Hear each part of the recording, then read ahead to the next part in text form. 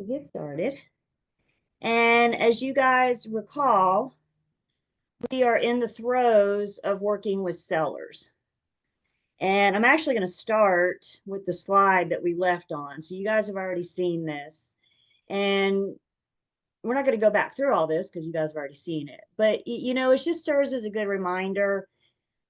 Every single real estate transaction is different. Thus, every listing appointment, listing opportunity is going to be different. And I can't tell you, you're going to get the listing. Maybe you have the listing, maybe you have to compete for the listing. Maybe you'll get the call today and the sellers will make the decision in a month from now, right? There's no, this is the way it's going to go.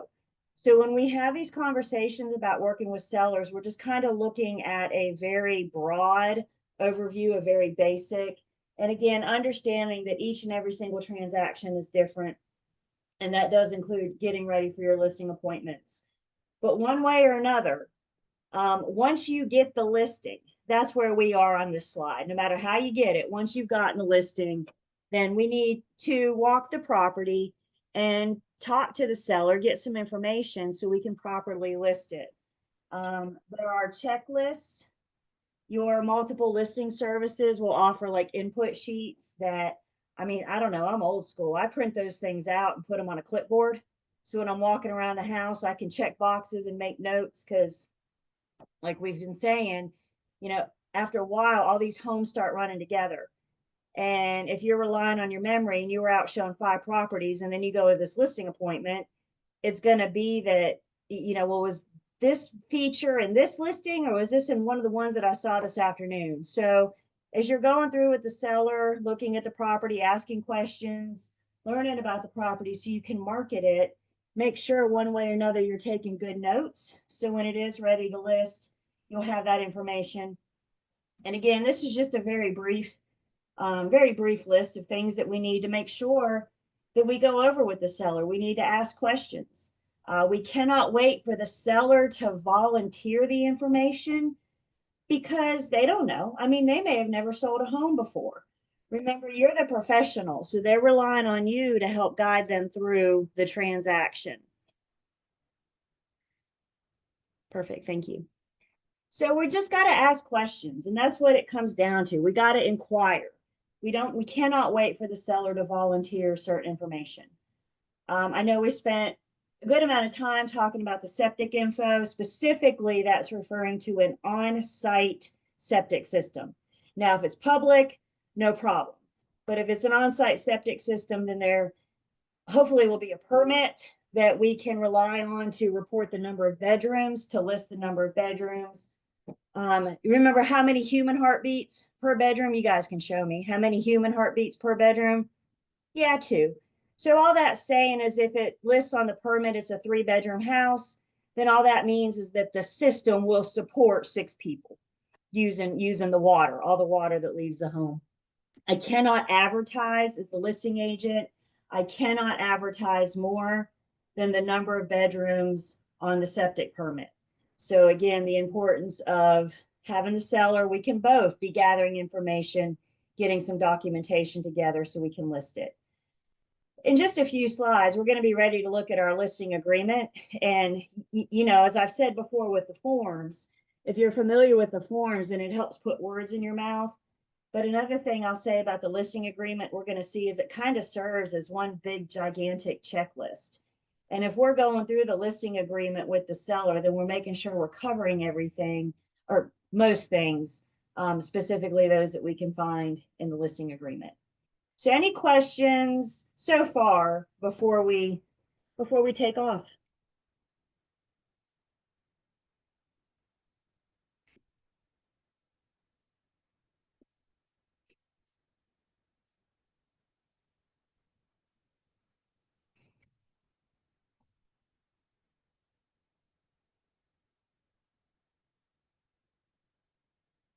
So speaking of our forms, most of our forms, not all of them, I did. Most of our forms come from the North Carolina Association of Realtors, NCAR. So we've mentioned NAR, the National Association of Realtors, and then there's a state level. So we have the North Carolina Association of Realtors, They joint forces with the North Carolina Bar. They have provided us with the majority of the pre-printed forms that we're allowed to use. Don't fall into the trap that NCAR forms are the only forms that we can use. The truth is, I can use any pre-printed form as long as it was drafted by an attorney. Some firms, some builders have their own forms. But NCAR forms just tend to be the most common forms. NCAR forms tend to be the most common forms, the one that are used the most often. So last week we looked at our buyer's agency agreement. In just a minute, we're getting ready to look at our listing agreement, and those all come from NCAR. The Real Estate Commission doesn't provide us with our forms. Again, a very common misconception. The Real Estate Commission does not provide us with our forms. However, commission rule tells us what we need to be able to use a form. So there is a commission rule set aside for basically if brokers are using this form, this is what it needs to include. So obviously NCAR and the North Carolina Bar Association team up and make sure that we're all in compliance. So there's a benefit right there of using an NCAR form, is that you know you're in compliance with commission rule. At some point during the listing presentation or the listing meeting, at some point during your conversations with the seller, we have to have a conversation with the seller about what we think the property is worth.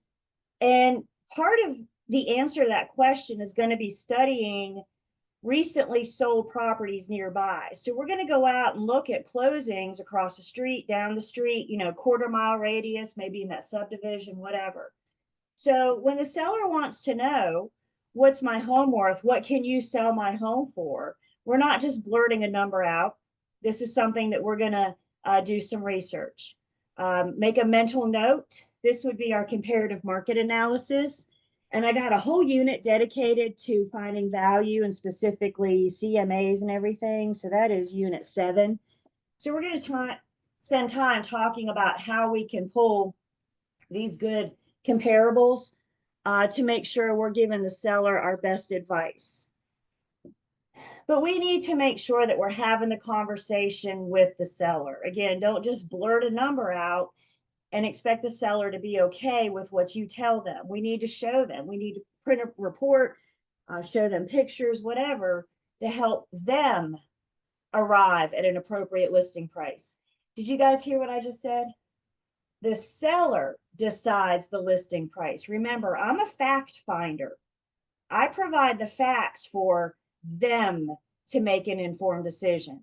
So I hand them a report with numbers on it. And, you know, I don't know a whole much about life, but one thing I do know is that numbers don't lie. And if I'm looking at a piece of paper that says, this is what I think that your home can sell for, it's a pretty good place to start. But bottom line, the seller determines the listing price. And a lot of that could be on what their proceeds are. What do they need to make after the sale? They may need to make X amount, for example. You know, Julie, I can't sell my house if I can't pocket X amount, kind of thing.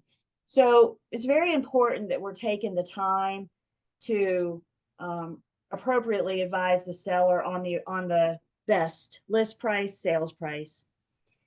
And I shouldn't ask the seller to sign anything incomplete. I mean, buyer as well, obviously. We can't ask somebody to sign something that's not complete. But specifically, I cannot ask the seller to sign a listing agreement if we haven't decided on list price. It's not like I can put TBD in there and then come back to it later. Because you and the seller, before you guys sign, you and the seller need to make sure that you are on the same page. And remember what we said to you guys. Some sellers may want more than what you think you can sell it for. Maybe it's a little bit more and we can try. Maybe it's a whole bunch more. If you don't believe in your heart of hearts that you can sell their home for what they would like to sell it for, then you have a decision to make before you sign that listing agreement, before you enter into that agreement with the seller. And remember, when you're in, you're in. It is old car all the way. I have walked away from sellers. I have walked away from listing appointments because I didn't think I could sell their home for what they wanted. Not only would I be doing myself a disservice, wasting my time and energy and marketing dollars, but I'd also be doing them a disservice as well. So always remember that we can negotiate our agency agreements, but once we're in, it is old car all the way. So that recommendation, that CMA that I mentioned, is that comparative market analysis. And we're going to spend time in Unit 7 talking about this. And we're going to compare what we do, our process, to what the appraiser does and what the difference is between the two of us. So much more to come on that. So we are ready to look at our exclusive right to sell listing agreement. Remember, we talked about a couple different type of listing agreements last week, but the one that we see the most out in the wild, the one that's used the most frequently, is the exclusive right to sell. So this is the one that we're going to look at. And again, just kind of a mental note, we also have an exclusive right to sell listing agreement if the seller just wants to sell land. So there's no structure on the property, they just want to sell land, and it would remove the pieces of the listing agreement that discuss any of the home or the structure or anything. So I need to stop sharing just for 1 second. So bear with me. You guys can wave at each other.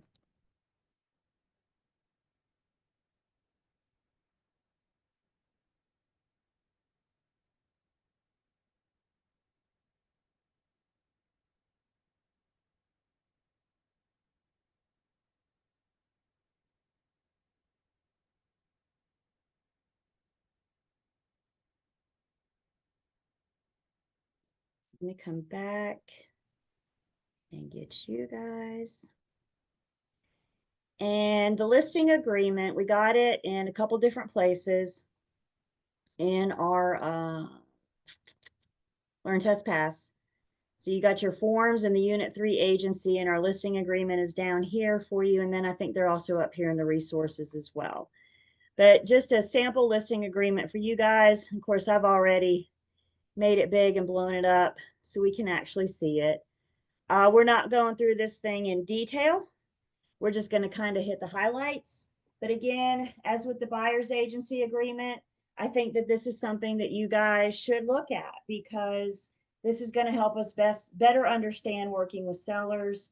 And there's going to be some testable points in here as well. So things we're talking about class that you see in the listing agreement, it'd be worth looking at to get a better understanding. So we have our exclusive right to sell listing agreement. And we can see this is entered into between the seller of the property and the firm. So the seller and the firm enter into the listing agreement.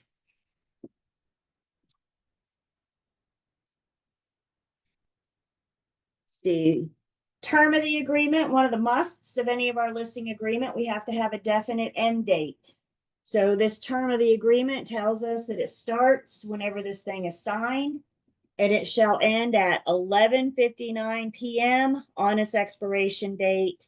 And then we have a place to put that date in. It needs to be a specific date. When it's over, it's over. Now we could agree to extend it, but when it's over, it's over. And we're going to talk tonight about how agency agreements end and what happens when that ends. What happens to that old car duty at 11:59 p.m. on that date. But we're going to start with the term of the agreement, and then we identify the property. What is the listed property, the property we're getting ready to list, street, city, zip, county. And then we have our legal description telling us to complete all that are applicable. So this is kind of our research on the GIS and the tax records and the various documents to get this legal description. It's important that we have this now, specifically when we go under contract and the attorney starts doing their thing. The attorney wants to make sure that everybody's talking about the same property. Not always the street address and the mailing address are the same thing. Sometimes they differ.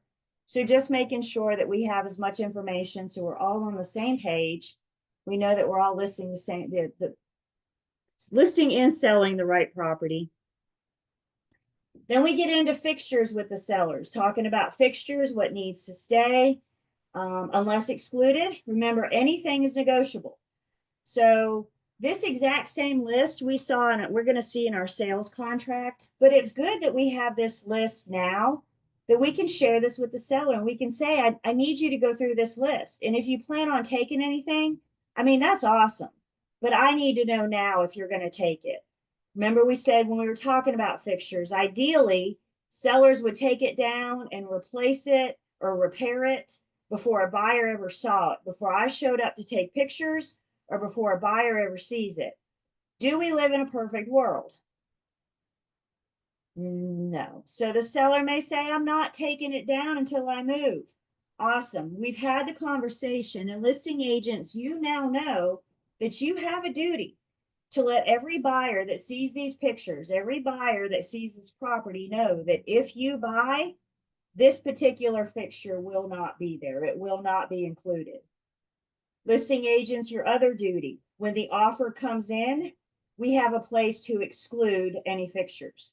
So we need to make sure, best interest of our seller, that anything that they plan on taking is going to be spelled out not only here, but also spelled out in the sales contract. The opposite of fixtures then is personal property. Mr. and Mrs. Seller, is there any personal property that you would be willing to leave with an acceptable item, with an acceptable offer, excuse me? Go ahead and ask them if they want to leave the fridge, because I'm telling you, every buyer is going to ask if they're going to leave the refrigerator. So go ahead and ask the seller, do you guys going to leave the fridge? I'd say the next negotiated personal property item is the washer dryer. Anything after that, the buyer may need to consult with their lender, because remember, you guys, the lender is issuing money to help the buyer buy a house, not stuff. And if we start buying furnished houses and the John Deere green tractor and all the things in the shed or whatever, that's a lot of personal property. And the lender may have an issue with that. If a lot of personal property is going to be exchanged and it's not part of the loan, it's not included in the loan, then we may need to do an outside bill of sale, which would just be a document. I got a form for that. And it's just a one-page agreement that buyer and seller can say, I'm going to get the dining room furniture, I'm going to get the bedroom furniture, I'm going to get the couch, and I'm going to get the John Deere green tractor. And buyer and seller agree that buyer will pay seller X amount separately outside of closing. So an outside bill of sale, if lots of personal property starts going, or if the lender has issues, like I said, refrigerator, usually not. Washer dryer, usually not. That list starts getting a little bit longer. And buyer's agents, you just want to make sure you run it by your buyer's lender so they can approve it.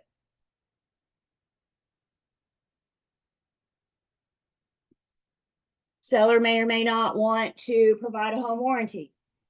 So we can provide, most of your firms have a preferred home warranty, a preferred home warranty vendor. So they come with brochures and flyers. So whether or not the seller wants to offer a home warranty is going to be up to them. Great question in the chat. Do we also get commission on those bill of sales? Unless negotiated otherwise, generally not. Usually we just get paid because we are real estate agents, not personal property agents. So generally we wouldn't get paid. I know, good try, right? It's worth a shot. But generally we wouldn't get paid, again, unless you negotiate it. Can I ask buyer and seller to pay my commission on the outside bill of sale? Sure. And the worst they can say is no. But remember, I don't have an agency agreement for that.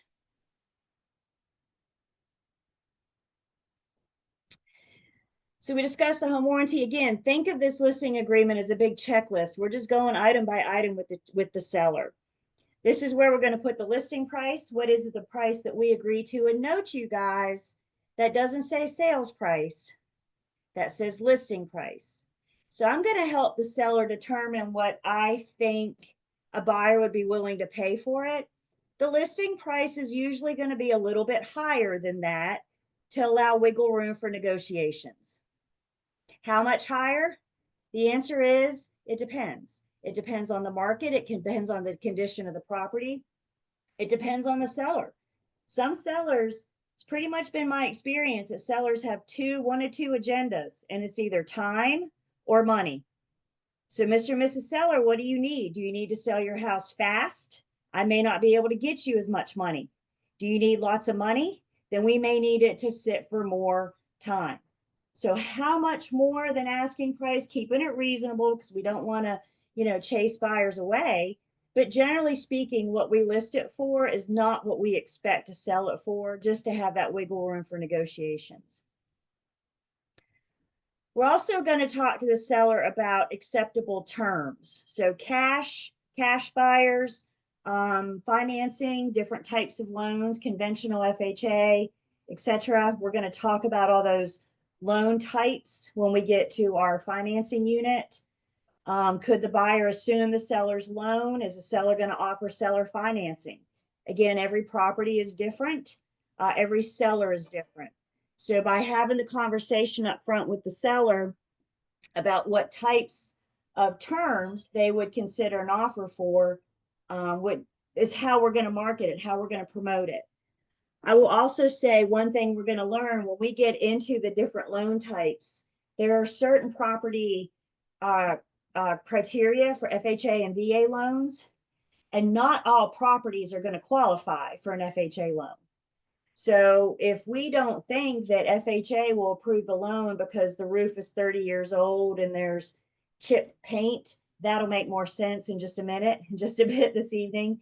But if there are various conditions that throw a flag at us, we're going to advise the seller not to promote that because a buyer's not going to get approval. So it just kind of be a waste of everybody's time. Again, much more. Our financing unit is unit 6. So that'll be coming up soon. And in that one, we get to put on our mortgage lender's hat and kind of explore that piece of the process. Then we talk about our commission, and same thing with the buyer's agent's commission. There's a difference. And when we earn our fee, ooh, that's not pretty. There's a difference in when we earn our fee versus when we get paid. So I do suggest, I'm still on page, I think I'm on page 2. I'm on page 3 actually. I do suggest you guys looking at that because this is a testable point right here. The difference of when I've earned my commission versus when I've been paid. And same thing with the buyers. At the top there, it says the seller agrees to pay the firm a total fee of X amount. Maybe we're going to share this with the buyer's agent. Maybe we're not. We're going to discuss that split with the sellers on the next page or the next page. Then we're going to tell the sellers, yeah, I've earned my fee when there's that ready, willing, and able buyer is procured by the firm. So once I've provided the seller a ready, willing, and able buyer, we've earned our commission. But guess what? We typically don't get paid until distribution of proceeds from the sale, or is another way of saying when it closes. Like I said, that's the dark side of real estate. I earn my fee when I connect buyer and seller. However, we typically don't get paid until it closes. If the seller breaches, in this case, for example, we go under contract and the seller breaches, or they decide not to sell and they terminate the contract, whether or not you're still going to get paid is up to your firm. Remember, you can't go after a seller because you don't have an agency agreement with them. The relationship is between them and the firm, and it's kind of handled on a case-by-case scenario. So if you feel this thing's starting to turn south, what I say is go ahead and get your BIC involved so they can best advise you through the transaction. Questions on our commission. Earned versus payable. We are on page 3 of the listing agreement.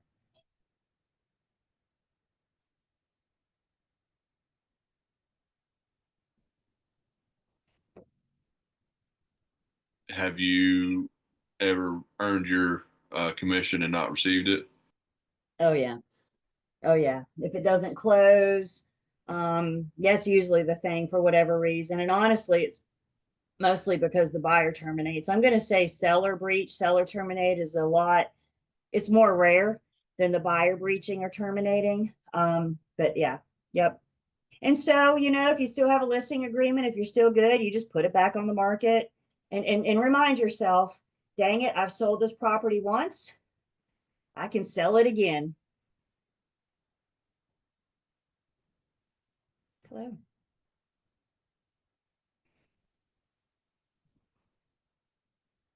We get into our sales contract. Again, future units. That one is unit 8.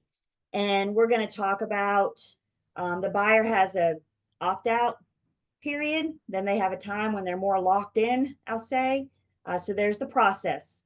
The sales contract is in fact a process. So we're going to walk through that process, contract to close, and talk about when the parties may or may not get out.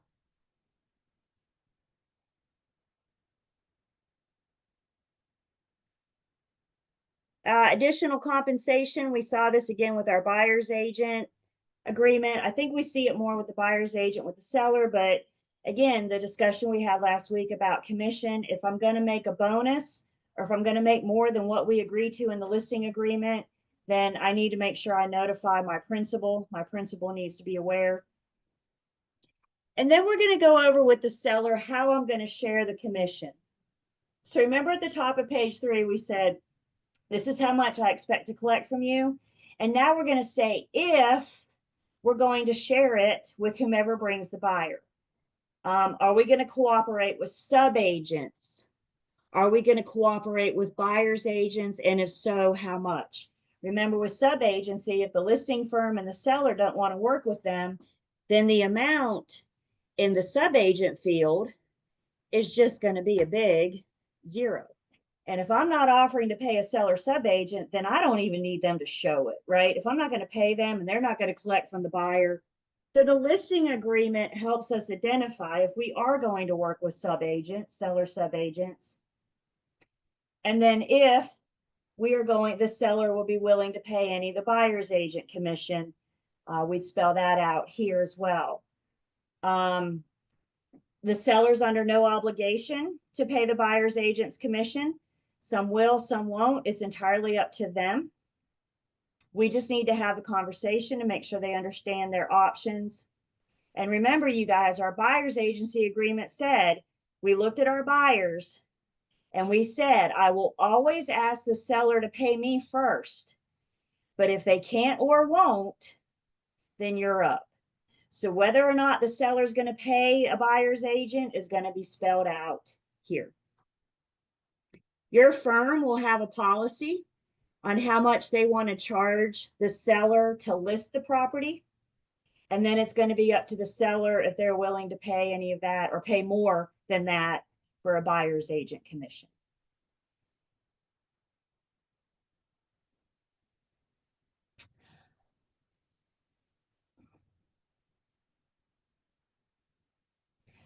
Our agency agreements are a bilateral contract. They're a two-way street, which means the firm has duties to the seller. And guess what? The seller has duties to the firm. So our agency agreements have to spell that out. So here it is. The firm's duties to the seller. I'm going to find my best efforts to find you a buyer. I'm going to disclose the terms of the offer. So when an offer does come in, I'm not just going to say, here you go, look at it and let me know what you think. We're going to sit down. We're going to have a conversation. When an offer comes in, sellers tend to care about 2 things: how much and when. How much are they offering and when do they want to close? Y'all, our sales contract is now 17 pages long. There's a lot more involved in that thing than how much and when. So making sure that they understand all the terms of the offer. And again, we'll look at our sales contract when we get to Unit 8. We also have a duty to disclose all material facts. We're going to get into, I know we have danced all around it, but we're going to specifically get into our material facts tonight and talk about what is and is not a material fact. The name of the game with material facts: disclose, disclose, disclose. I don't have many secrets. And I always have a duty to disclose material facts, whether I'm talking to a client or a customer. I always have that duty to disclose material facts. So we're having that conversation with the seller. It's a duty I owe them to disclose those material facts. Other professional services, we saw this in our buyer's agency agreement, but sellers may ask you, they may want to do a pre-listing home inspection. They may say, hey, do you know anybody that could come paint this room? Or do you recommend any landscaper? So they may want somebody, your advice. So this conversation is just kind of going over, this piece is just going over with them that I have tools in my tool belt. I have vendors, I have professional services I can recommend. Providing agreement to the listing service. This is what gives me permission to put it in the multiple listing services. That's what it's referring to. I just can't put somebody's home in MLS without their permission. So we run through that, and we're going to let them know when I put your home in the MLS, it's going to go to thousands of websites, thousands of websites. And so let them know where all they can see their home marketed, their home advertised. Sellers, once you tell them it's listed, they love to go to as many sites as they can to try to find it. And they can help. Can't they help me by sharing that with their friends and family, maybe their social media? We can all, it's a joint effort and we're all working together. So if we have them involved, if we can alert them or drive them to where all they can find it, then they can help market as well. Simple share on a Facebook or whatever their social media platform is. Another one of our musts of all written agency agreements is the non-discrimination clause. So here it is, all bold and black. We're probably, or highlight, we're probably getting to this tonight as well. So we're going to talk about those protected classes and what that means to be a broker.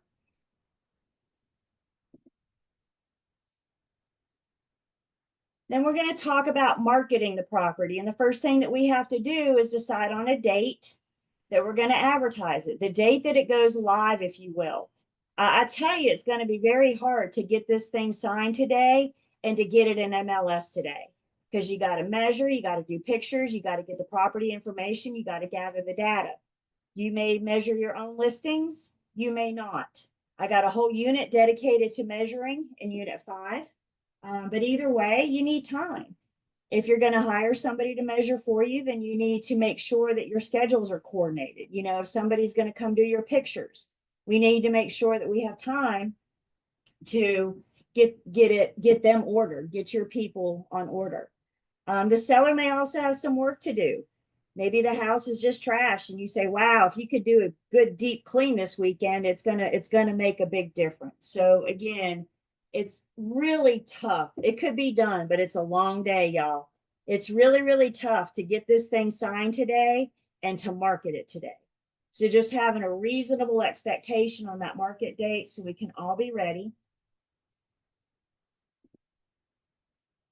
Most listings will probably be marketed to the public, which means I'm going to put it in MLS. I'm going to let the world know that your listing is for sale.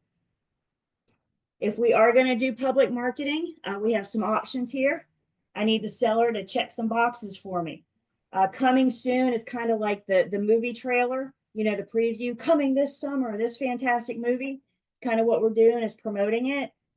No showings are allowed while it's in the coming soon status. It's not hit the theater yet, so we're not allowed to see it yet. However, we're just promoting it. We're just marketing or advertising it, trying to create that hype. So when it does become active, we might have some interest. I have to get the seller's permission to put signs in their front yard. Some sellers don't want their nosy neighbors to know that they're selling. Some sellers don't want a sign. So we got to get the permission to put the sign in the front yard. Are you going to do an open house? We have to have permission for that. Advertising other than the internet, I know, right? But maybe you're going to do print media. Maybe you found a real estate magazine you want to purchase an ad in. And then, of course, internet advertising. Seller safety, you guys. We need to make sure, the seller's getting ready to move anyway. So let's try to depersonalize the property. It's awfully hard for a buyer to imagine themselves living here when they're looking at pictures of your kids. So let's try to depersonalize a property anyway. The second piece of that is that these pictures are going to go on the World Wide Web. So making sure we're protecting their personal, especially children, of course, and making sure that we're protecting their personal. For some reason, the seller, I've never had it, but the seller may opt out. The seller may say, no, I don't want my home, the bedroom where I sleep, splattered all over the internet. So again, this little, I got a form for that. And down here, it allows them to opt out of internet advertising, in which case you're going to have to get awfully creative on how else you're going to market it, on how else you're going to list that property. If we don't go public marketing, we'll go back up here for a second. If we don't go public marketing, then our other option is office exclusive, which means we're just going to keep this listing amongst our four walls. It cannot leave this building, not the firm, but the office. And the moment you talk about this with somebody outside of the office, it needs to become public marketing. So we've done this a few times. We got a few investors that we work with, and my agents know what their investors are looking for. And so it might be that the investor kind of wants the first shot at it, the first crack at it. So we might do office exclusive for, a couple days, week, whatever, see if that doesn't work out. And if not, then we're going to make it available to the public. And this form allows us to keep it just within our four walls during whatever that specified period of time is. There is another form. Funnily enough, it's an MLS form. So MLS has their own office exclusive rules. And there's another form that would need to be done where the seller's got to initial all kinds of things, understanding that the property will not be marketed to the public. Let's see, a couple questions. Can we use 3D renderings to market the home if the seller's on board with it? Sure. You can do, they're called Matterport tours, where you can kind of like virtually walk through the home. Drone footage, I'm seeing you guys shake your heads, you've seen, yeah. So it's just a matter of going over your marketing plan with the seller. And if the seller says, whatever you do, don't do a Matterport tour, then we need to take their, because it is their home. But most sellers want the exposure. They want that because the more people that see it, the better the offer they're going to get. Office exclusive would force dual agency. Yep, because it's just within. Well, maybe. What if that buyer investor was a customer? You're getting closer, but absolutely. If that buyer client wants to buy your seller client, now we're in dual agency, but keep in mind it's two clients. So if that investor is a customer, then you still wouldn't be in dual agency, but it would still be an in-house transaction. Great question.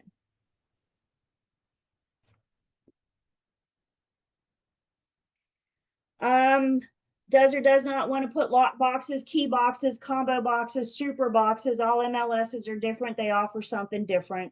So how are we going to allow access into the property? Are we going to put a lock box on the front door, for example? Seller's going to acknowledge some things about lock boxes. I have some control over them, but I don't have all the control over them. So making sure, again, safety is always first. Making sure that they know that I want to get a lot of people in their home. But with that being said, what another good reason for them to depersonalize, for them to take out any valuables? We don't want the seller. This is not the opportunity for the seller to show the buyers what they got.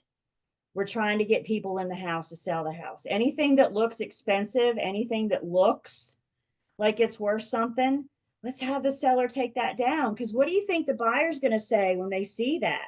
Like, they can afford to sell their house for less than asking price because they have all this really nice stuff. So again, another reason to depersonalize, get your seller to tone it down a little bit. I sell space, not stuff. And the more stuff we have, the harder it is to see the space. So having the seller take this stuff down, guys, they got to pack up anyway. So let's go ahead and get started. I work with one of my agents. She looks at sellers and she says, go to Big Lots or whatever was open and get you about 10 of those big plastic totes and go through your house and pack up, fill up those 10 totes. And when you're done with that, do it again. And we can put them in the garage. We can stack them up somewhere. I don't need them in front of doors and stuff with, blocking access to the property. Maybe they want to go ahead and get one of those pods in the driveway or whatever, but have it in a place where we can still see the space, but the stuff isn't distracting, because that's exactly what buyers do with the stuff. They get distracted. So we want them just focusing on the property, and it's a big safety issue for the seller as well. This warning, we saw this in our buyer's agency agreement, so now we're letting the sellers know. You can have video, you cannot have audio. So make sure your sellers with their Ring doorbells and their cameras and this and everything else have that audio turned off. As it says right here in all bold, it may be a crime under federal and state law. So just make sure that they see that.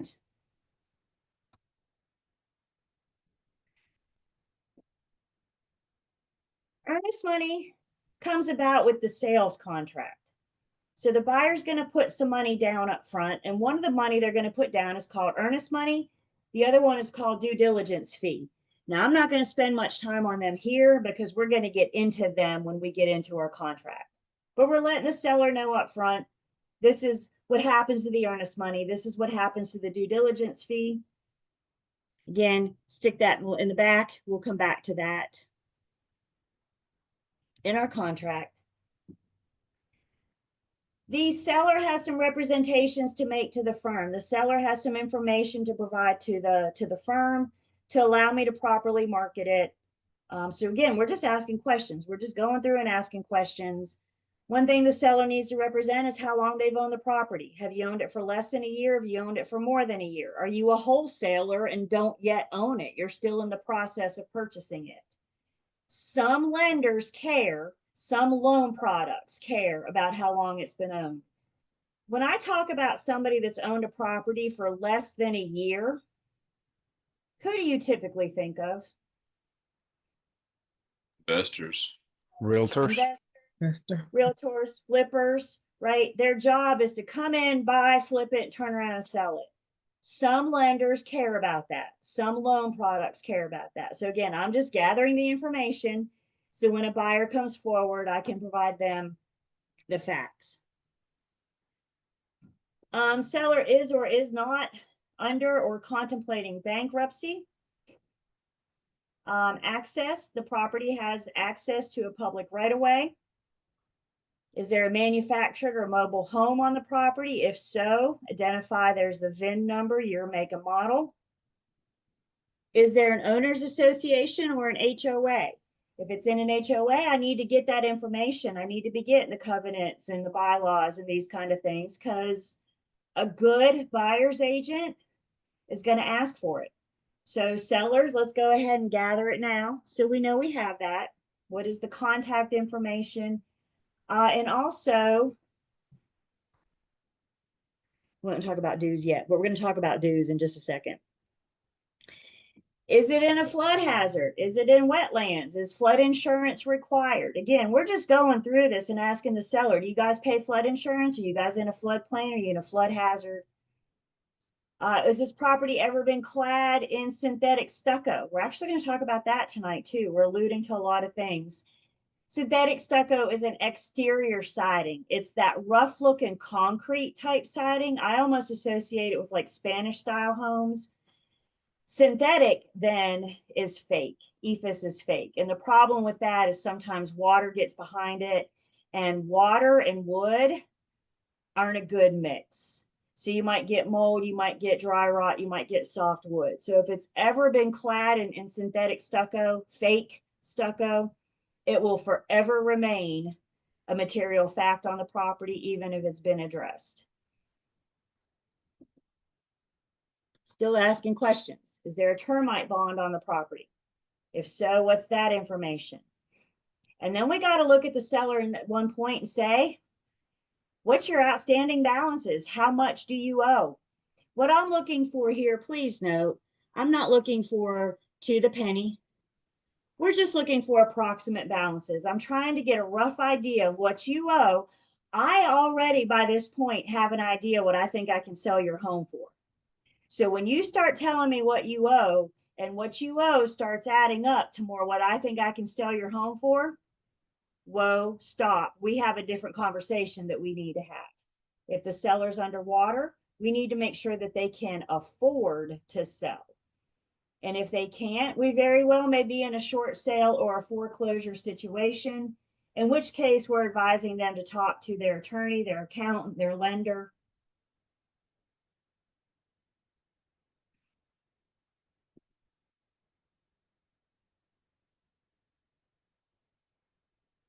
Is there a lease on the property? A valid lease? Buyers in North Carolina, if they buy a property subject to a valid lease, they buy with that valid lease, they get the tenant with them. So we're trying to get that information. Has the property had an FHA appraisal in the last 6 months? An FHA, again, that different loan type will follow a property for 6 months if the buyer's getting an FHA loan. So if they've had an FHA appraisal, then we know that that is the appraisal that will follow the property for 6 months. Are there any special assessments? May that be by the HOA or by government, a public special assessment? Are there any fuel tanks on the property? I got a place for tank 1 and tank 2 on the next page. The tanks, the seller's identifying what they know about the fuel tanks, if anything. It might be a buried fuel tank that's been long forgotten, but if it's one that they know about, one that's currently in use, we need to get that information. Is it owned or leased? If it's leased, who's the contact information? What type of fuel's in it? Is it propane, gasoline, etc.? Then we go through that same little exercise with tank 2. By the way, a lot of this verbiage that we're seeing in the listing agreement, like with the fuel tanks, shows up word for word in our sales contract. So in a way, you're doing a lot of this work up front because you know when a buyer comes forward with an offer, this stuff is going to come back up. It's part of the contract as well. So we see a lot of similarities between the two, getting the seller ready for that offer, for that contract. Is there a penalty for the seller if they didn't know that there was a tank and then the buyer later found that there was one, like after they bought the property? If they didn't know, and that's kind of the trick there, Tyler, we got to prove that they didn't know, right? So that's what you and I are kind of looking out for our red flags. Could the seller be responsible for it? Possibly, but typically speaking, abandoned or spilled fuel tanks are going to be the responsible of the current owner. So the buyer can try to go after the seller, but the current owner is responsible. And that's the other, I guess that's the other kind of dark side of it. When the buyer buys, they're agreeing to buy the property in its then current condition, whether they know about it or not. So hopefully, you and I again are having these conversations. You see the seller's eyes shifting a little bit, and they won't look at you and be like, "We don't have a fuel tank." Okay, I got some more questions, and trying to dig a little deeper.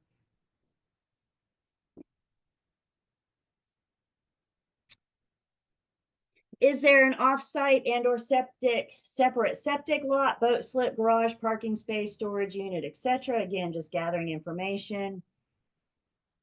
Relocation company disclosure, seller is or is not working with a relocation company. And then we get into the seller's duties to the firm. So this is our two-way street. I've just spent the last how many pages telling the seller what I'm going to do for them. Now I need to know what's in it for me. So the seller's duties to the firm, they're going to provide us with accurate information on certain disclosures. And again, more that we're going to look at tonight. There's our residential property and owners association disclosure statement, the mineral and oil and gas rights, and the lead-based paint if the property was built prior to 1978. Talking more about all three of those. The seller also has the duty to make the property available for showings. It's awfully hard for me to sell your house if you never allow a buyer in the front door. Can we agree with that? So the seller can't hire me to list their home and then decline every single showing. Now, I get it. What if they get sick? The whole households come down with COVID. Well, we don't want to go in anyway. So let's go ahead and stop showings for a couple days. I'm not talking about that. We're certainly going to work around their schedules, but we're saying never let somebody in. And this goes on to say that the seller's responsibility for allowing showings includes working in existing utilities. So even if they've moved out, they got to keep the utilities. They got to keep the water and the power on, in part so the buyer can conduct their inspections and investigations. Yeah, Stephanie. Hey, so quick question.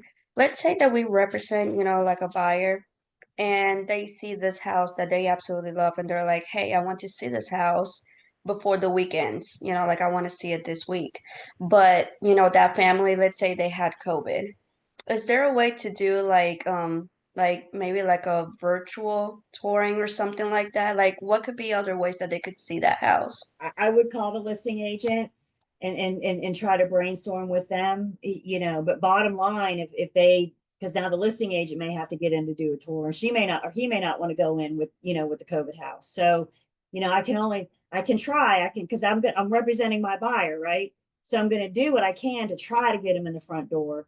But bottom line, if the seller says, no, we're sick and we don't want to deal with you, then there's not much else I could do. Your buyer could make an offer sight on scene, but there's risks. I mean, there's always risks involved, but we could write it up in the contract, like, you know, a sight on scene offer, we go under contract and I have 10 days after that to get in and actually see the home. We could kind of manipulate it. So there's options there.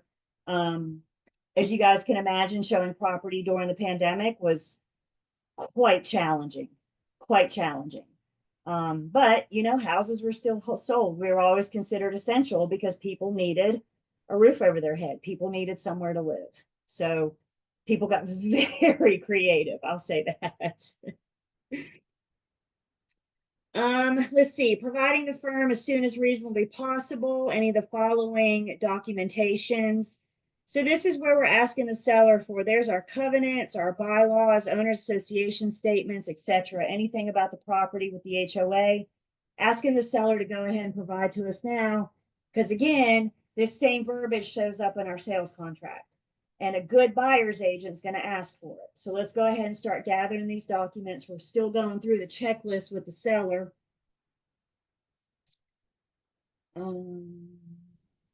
Immediately referring to the firm all inquiries or offers that it may receive.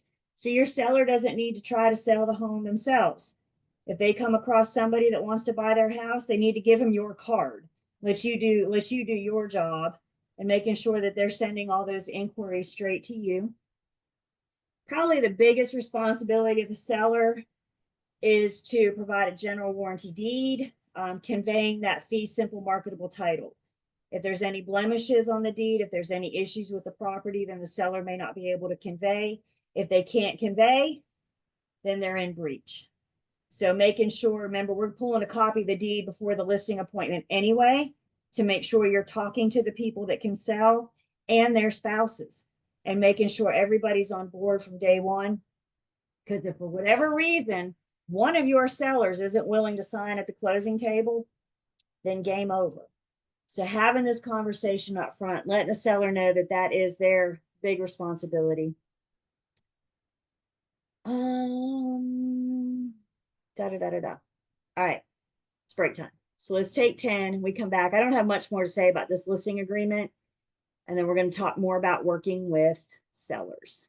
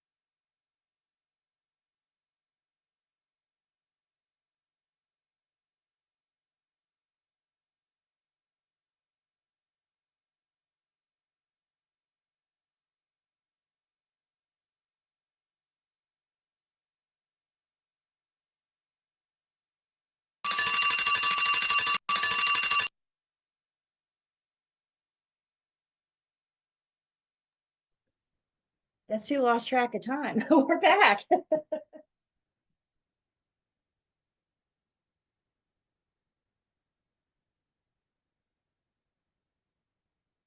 Just watching the snow. Is it coming down? Anybody? My car's covered, driveway, street. You guys got it? Yep. I'm telling you, we're going to wake up tomorrow to a foot. I feel it. All right.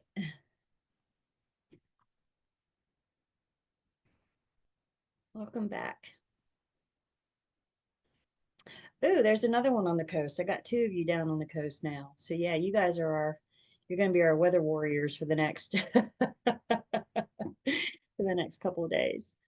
All right. So I am going to take attendance. And where's here, Stephanie? Lexington.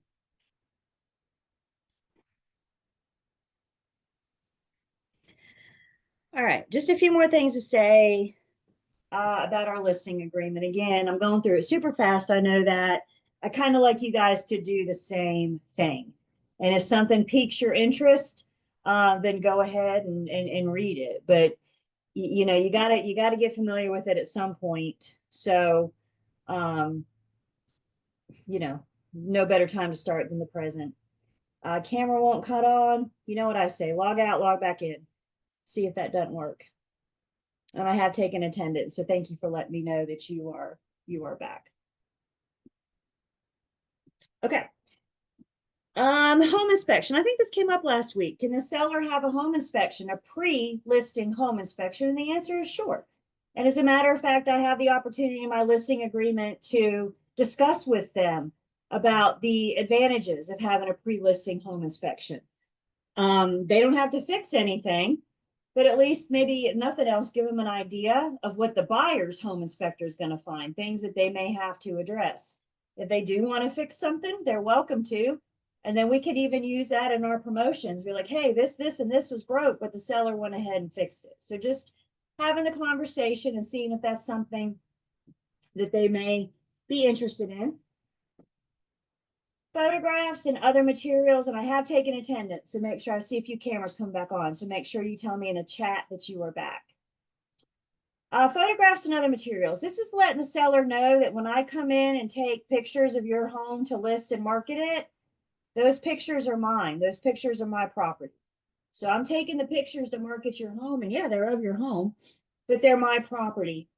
If you were going to take a listing after somebody else, maybe I couldn't sell it after 4, 5, 6 months, and then you're going to take the listing after me, you need to come in and take your own pictures. Otherwise, that's called a copyright infringement. So you need your own photography, your own materials. Don't use mine. Additional terms and conditions. This is whatever we might agree to that is not already previously agreed to. Do you guys remember that seller that wants to list for much more than what you think you can sell their home for?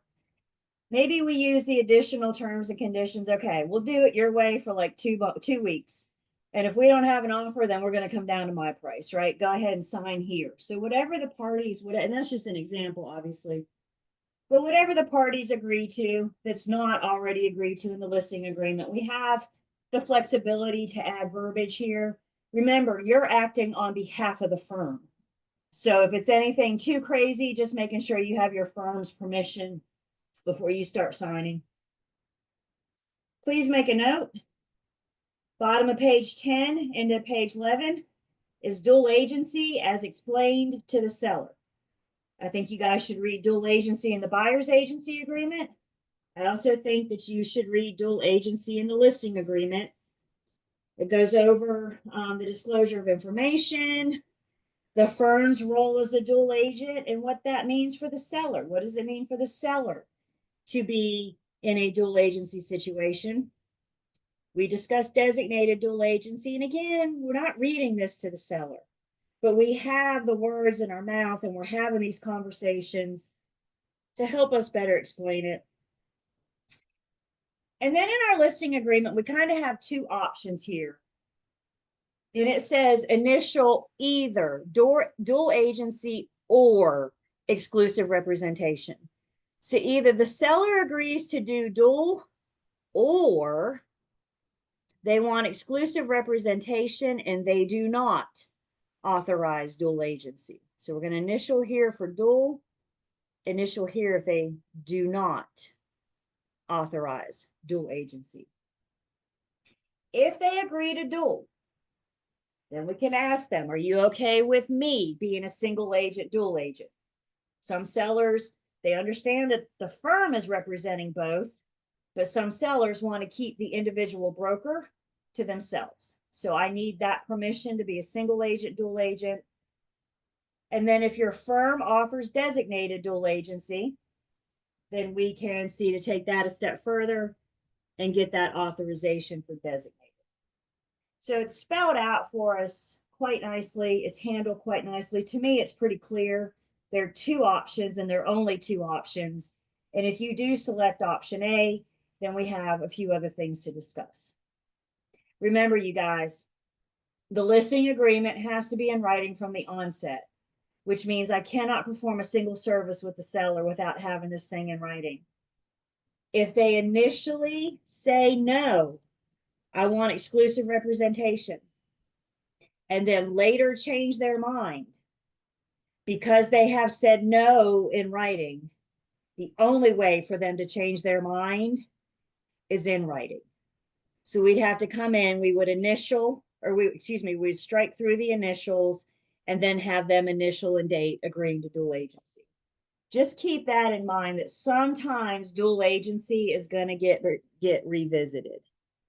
I always think of the seller that's been on the market for 3, 4, 8 months, whatever. They've said no to exclusive. They've not had the interest they want. They're starting to get a little frustrated. And now all of a sudden, an agent from your firm wants to show your listing. What do y'all think? They're going to be more likely to agree to do dual? There's a good chance, but I don't know that for sure unless I revisit it with them. Is everybody good with that? So I say that to say dual isn't usually a one and done. Oftentimes we can come back to it as needed.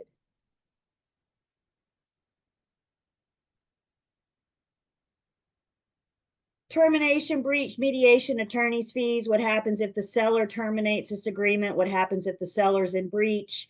We're going to agree just to hash it out mediation if we can, instead of a full-blown court case, if at all possible. That's pretty standard boilerplate verbiage and agreement. Most would rather go to mediation or some kind of arbitration than taking it to court. Wire fraud warning, we saw this with the buyer. So we're going to make sure that we alert the seller as well.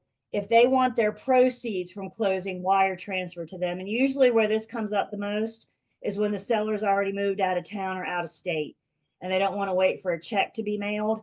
So they can't you just wire transfer it to me? But we need to look at this wire fraud warning, making sure that we're best advising our seller. Again, don't take any information about wire transfer from an email. We need to go straight to the source, straight to the attorney's office. And then we have the place for everybody to sign. So I got a place for 2 sellers, print name, signature, and date, and then their contact information. Remember, everybody on the deed and their spouses needs to sign this listing agreement. So if you have more than 2 sellers, we have a form for that. It's called an additional signatures addenda. The additional signatures addenda gives me, I think, 6 more signatures. So now I have 8. I have 2 here and I have 6 more. If you need more than 8, then you use another additional signatures addenda. You use as many as those things as you need to get all of the sellers' signatures agreeing to the terms of the listing. And again, if anybody's not willing to sign this, stop. Because if they're not willing to sign the listing agreement, are they going to sign the sales contract? Are they going to sign the closing paperwork? So we need to see what's up before it gets too late, before we're kind of stuck. Entity seller, if it's an LLC or corporation selling, and that entity will have one individual that can sign on behalf. And then we end it with the firm. We're going to print the name of the firm's license number and office address, signed by the individual agent. And because you and I are the ones signing it, another must is we have to have our license number. So that's that 6-digit number you're going to get that you need to go ahead and sign. Go ahead and memorize because you pretty much need it everywhere you go. And then your contact information. Question comes in, does the spouse have to be on the deed? No. As long as they're married in North Carolina, 1 to buy, 2 to sell. So if you're talking to the seller and they're married, I mean, you might have an estate situation, an heir situation where grandma left her home, left her property to the 10 grandkids. And now all 10 grandkids are married. Those 10 spouses may not be on the deed, but I need 20 people on closing day to sign that paperwork. That's a lot to coordinate, isn't it? So making sure we know who has to be there on closing day is going to help us know who needs to sign this listing agreement today.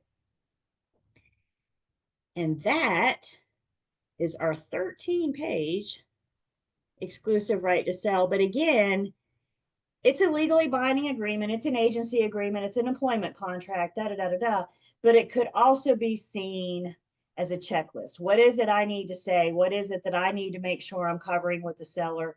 This is a great place to start, you guys, when you're at that listing appointment talking to the seller.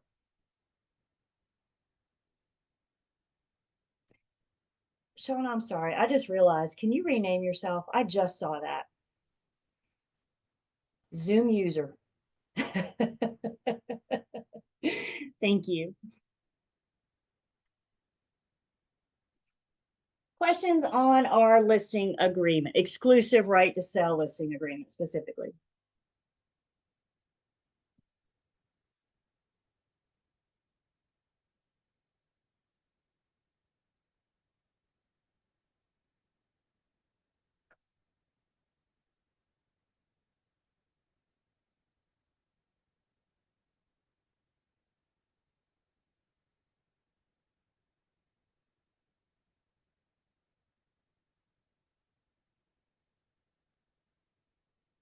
Thank you.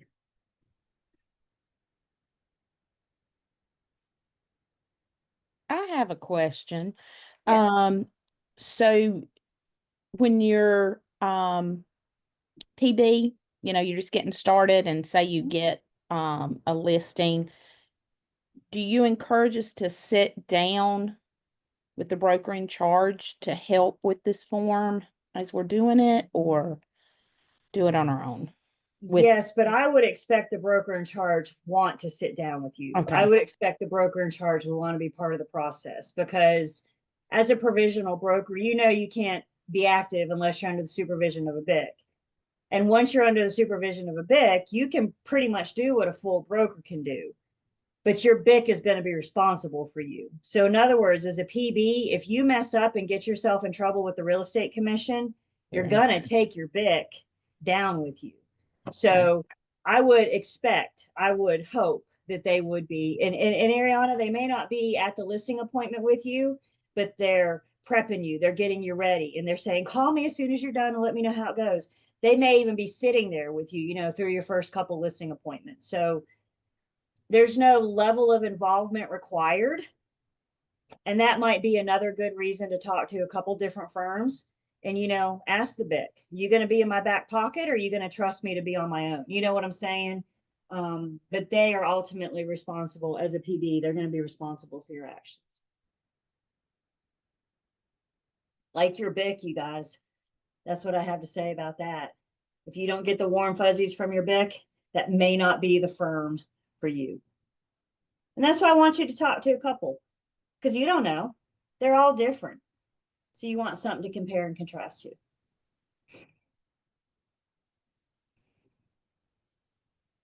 Anything else?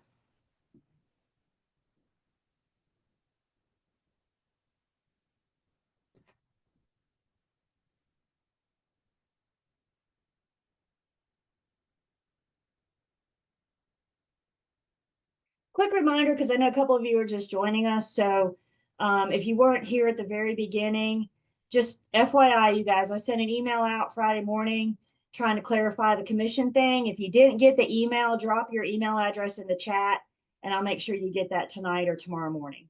So for those of you that were late, I want to make sure that you guys got that. The other piece of math that we have in this section is talking about seller's net. Remember that line of people that are standing in line with their hands out, waiting on the seller to sell so they can get paid?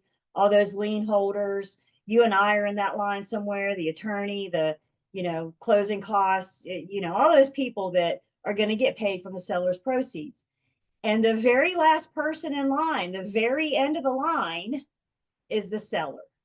And one thing the seller is going to want to ask you is, if you sell my house for X amount, how much am I going to get? Isn't that a good question people ask? What's in it for me?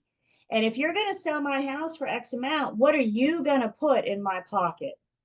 This conversation, thank you, Chad, this conversation could also come another way.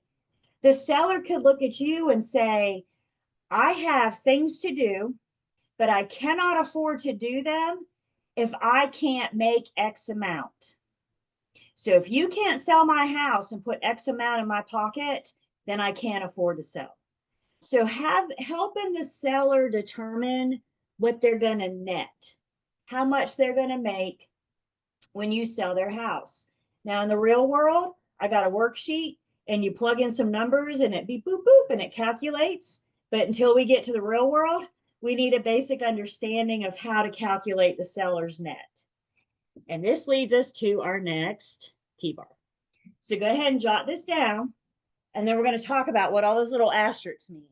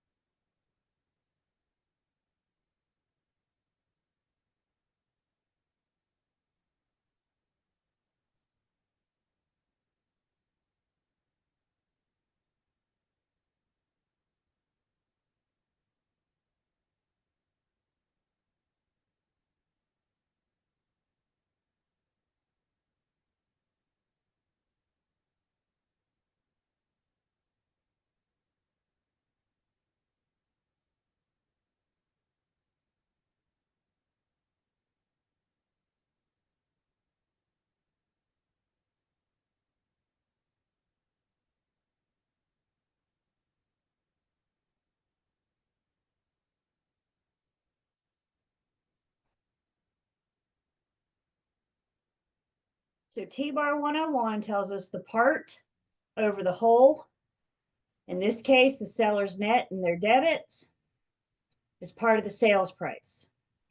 If the seller owes more than the property is worth, then the number on top is going to be bigger than the number on the bottom left. So hopefully we have a smaller number on top than the bottom left. For these problems, for your exams, you're going to be asked to solve for the sales price. You're going to be asked, what do I have to list this property for in order to net the seller X amount?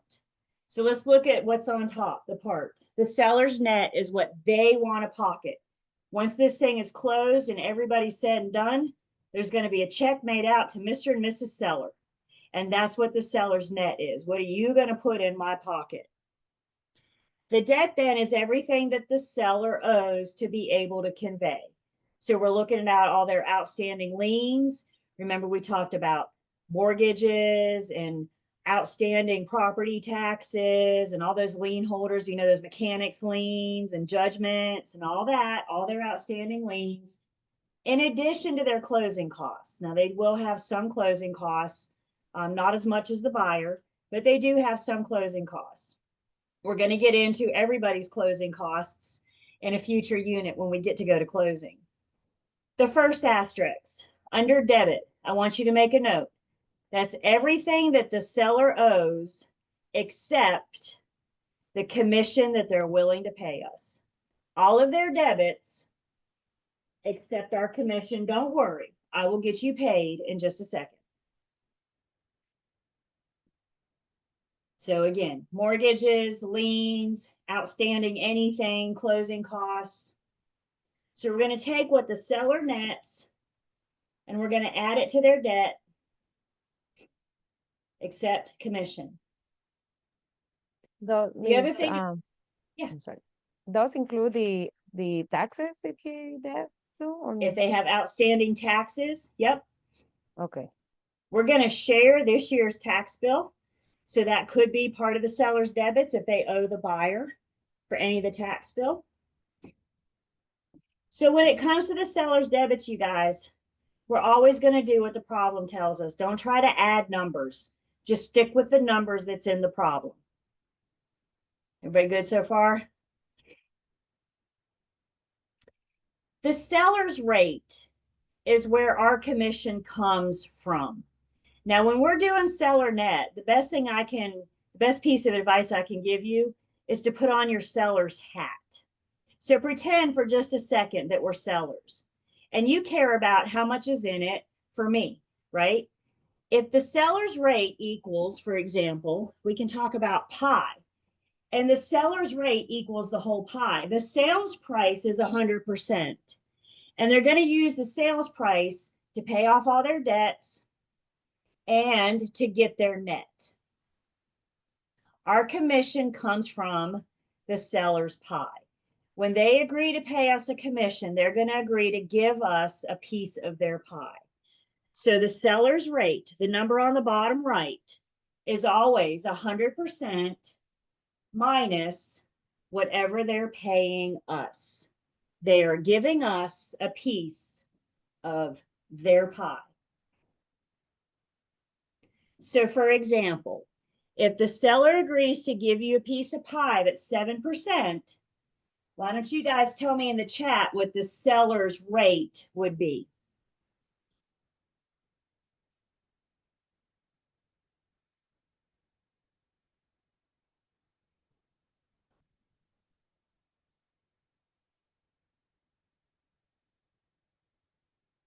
Can you repeat the question again?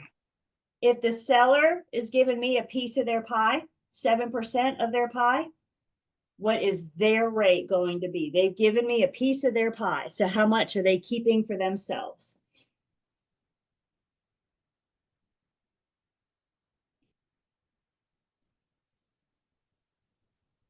Yep. This is probably, I'm going to go back to our T-bar just for 1 second. This is probably one of the more, I won't say confusing, but one of the hardest things to understand, because I'm not talking about my commission. What do you and I like? What do you and I want to care about? I want to care about how much am I going to get? But if you put on your seller's hat, now who do we care about? We care about how much your seller's going to get. And that's what we mean by seller's rate. So they're going to take their whole pie of 100%. They're going to give me 7%, which means they're going to keep 93% for themselves. And that 93% is what they have left to pay all their debts. And then whatever's left is what they're going to net. Questions so far? You said the 93 will be in the T-bar, the seller's rate, right? You Yes. say that? Yep. Okay, Seller's rate okay. is 93%. Yep. Okay.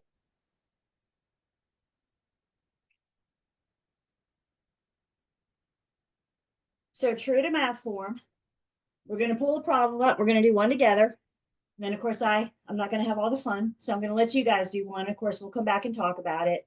And then you guys have practice in Learn, Test, Pass. So one we're going to do together. First, we just read. The seller wants to net $45,000. And they have the following expenses. They have $4,000 in closing costs. They owe $218,000 on their loan. They've agreed to pay you a 6% commission. They have to pay a deed preparation fee of $150.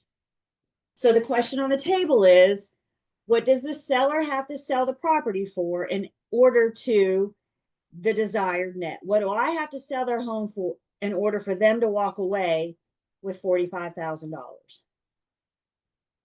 So I typically, when I do math, I usually like to start with where I want to end.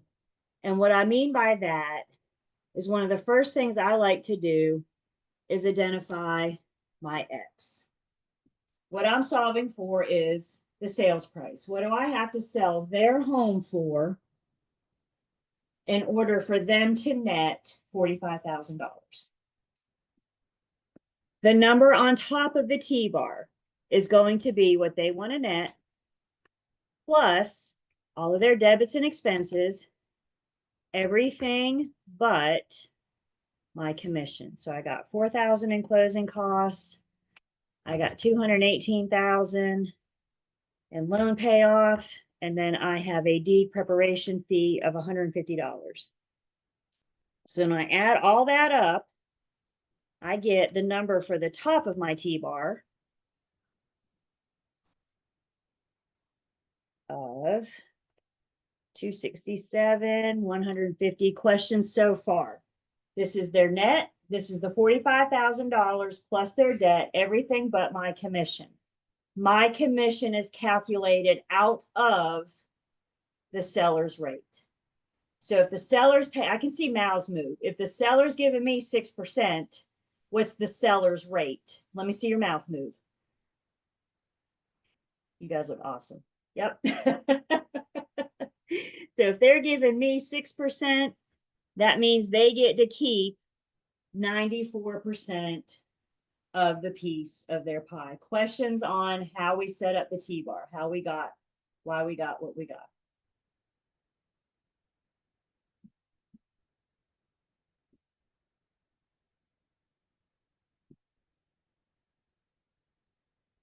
That fourth line in the T-bar means divide.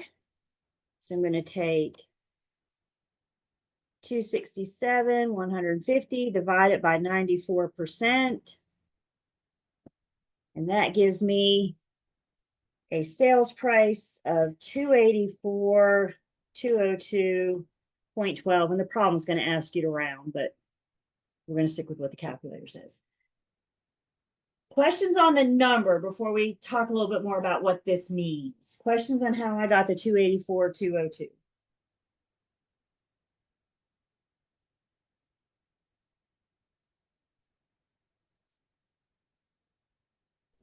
So you will always add their net price in there as well. Yes. Okay. Yep, their net plus their debt. So 284,202.12. In order for them to walk away with $45,000, in order for me to put a check in their hand at the end of this transaction for $45,000, the minimum I can sell their house for is 284,202.12. If I sell it for anything less than that, now the seller's not going to get that $45,000. They're going to get that less than. Do I have a happy seller? No.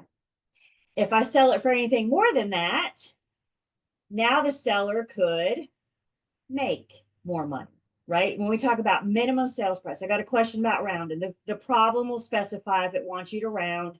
Standard rounding rules apply unless you're told otherwise. So 284,202.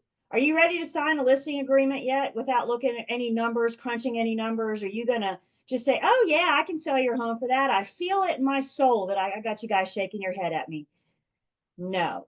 Before I can tell you if I can sell your home for 284,202, I got to look at my comps. I got to do my comparative market analysis and make sure that the neighborhood will support a sales price of 284,202. So this is part of that listing process. This is part of that sitting down with the seller and helping them understand that sales price and helping them understand that, you know, if the market doesn't support it, then they're not going to net that 45,000. Well, Julie, if I can't make 45, then I can't afford to sell. Well, you know, I did my CMA and the CMA told me that the probable sales price in your neighborhood is 250 to or 225 to 250. Can I sell your home for 284? Well, we got to see what you got that your neighbors don't. Is everybody with me? We got to see how the buyers can look at, you know, $25,000 off. And so doing the CMA, we're not only calculating, crunching the numbers, but we're also doing that CMA to get the range.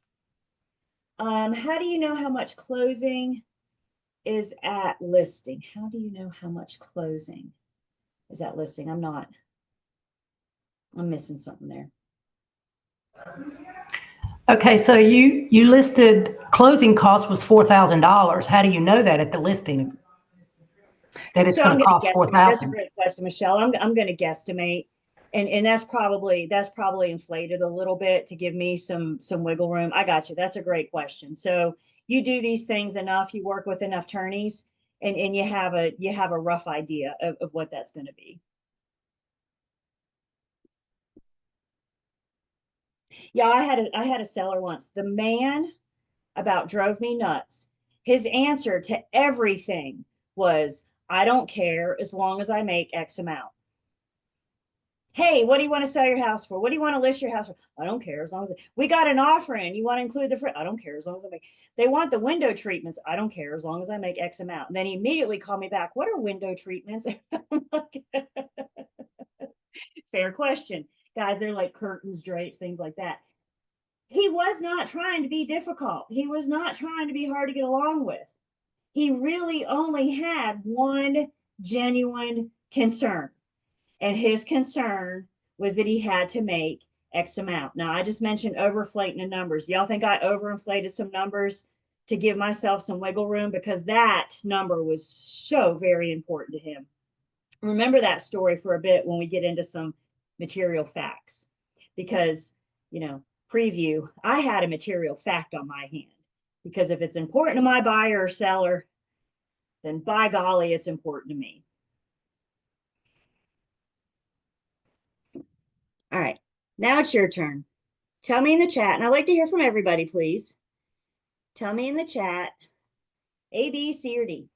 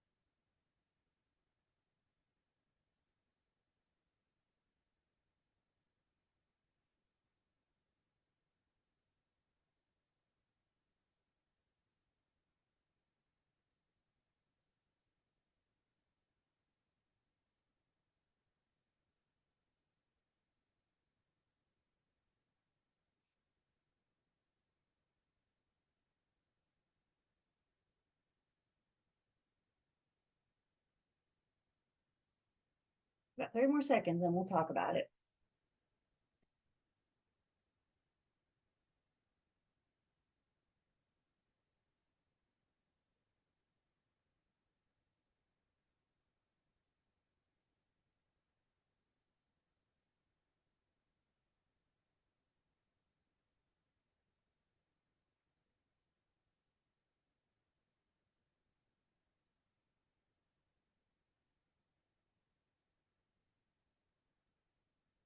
So what do we do first? Read. Just read. Jessica wishes to make $80,000 on the sale of her home. She has to pay off her mortgage of $400,000. She's got closing costs of $4,000. Jessica's agreed to pay you 5%. What must we sell her home for in order for her to walk away with a check made out to Jessica for $80,000?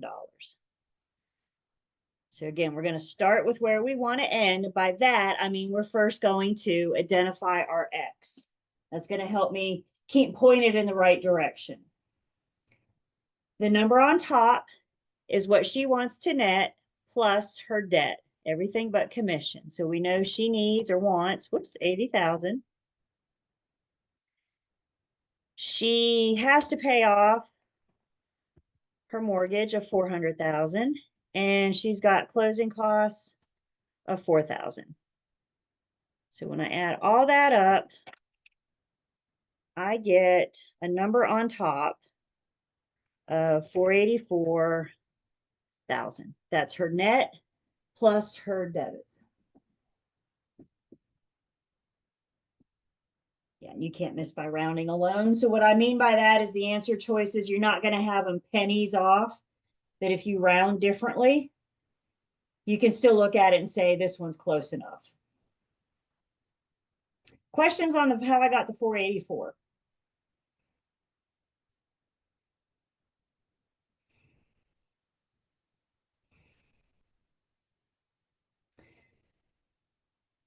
So of Jessica's pie, she's given you a piece that's equivalent to 5%. So how much is Jessica keeping for herself? And again, I can see your mouths move. 95. She's keeping 95% for herself.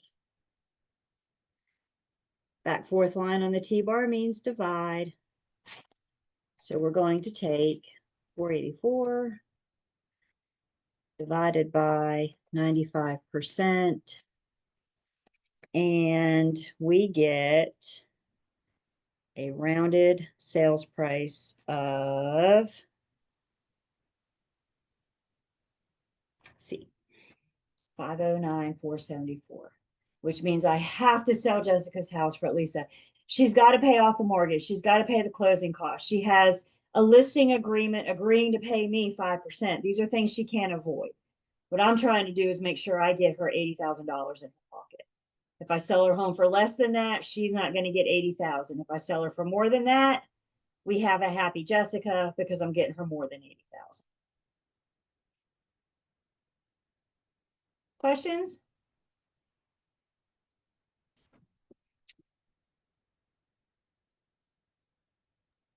You told us the another day that is not common here in North Carolina, right? But it's legal, it's still legal, but it's not common. Or you see different. Say it again, or I'm like- sorry. You say that this is, I know this is not illegal here in North Carolina, but you told us this is not common, or you see those more, many times in the real life. Is this normal? No, I say common.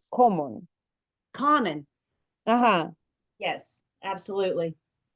Absolutely. I love it. I was just getting ready to say, Evelyn, I love it when real world meets pre-licensing world. My firm has our first sales meeting of the year tomorrow. And you know what form we're going over? Our seller net proceeds. My BIC wants to go over it. He wants to review it. So this is going to be a part of our sales meeting tomorrow to make sure that not only my agents are using that worksheet that you can use in the real world, but that they're doing it right. So yeah, this is what we're doing tomorrow. So my agents can best advise their sellers. Okay, seller hat off, broker hat back on. What's in it for me? Remember, you guys, our commission in this case is going to be 5% of the sales price. So I can't figure out my commission. I can't figure out what we're going to get until we find the sales price. And since we're solving for the sales price, you guys going into these seller nets asking what's in it for me isn't going to serve you because we can't figure that out until we determine that the answer is C.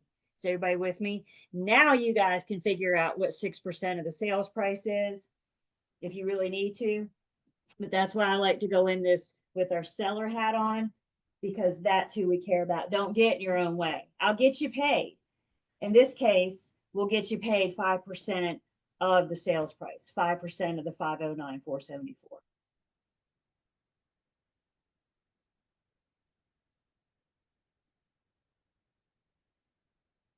Yes, we make Jessica more, and now we got a happy realtor. And guess what? If Jessica's happy, I'm happy because now she's going to tell her family and friends, and that's how you get spin-off business.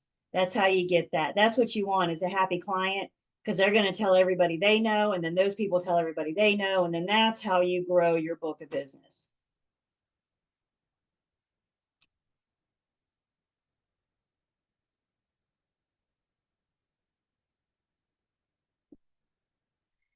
So you're with the seller. You've done the seller net worksheet, calculated their net, and you have determined that they're going to lose money. You have determined that the seller owes more than what you can sell the home for, but they say, that's okay, that's okay. I got to get rid of this property and I have the money, so let's go ahead and list it. The fact that the seller is going to lose money, is that a material fact? I know we haven't gotten into that yet, but just what you think so far, and you can shake your head yes or no. Is it a material fact that the seller is going to lose money? Interesting. We're all over the place. Y'all know what the answer is? It's our favorite. It depends. It depends. If the seller can't pay off their liens and we go into foreclosure, foreclosure is a material fact. Short sale is a material fact. Missing a payment is not a material fact. So if they've missed a payment or two, they're in default. But if we're not in foreclosure yet, it's not a material fact until they are in foreclosure or in a short sale situation. So more on material facts in just a second. Any questions on our seller net?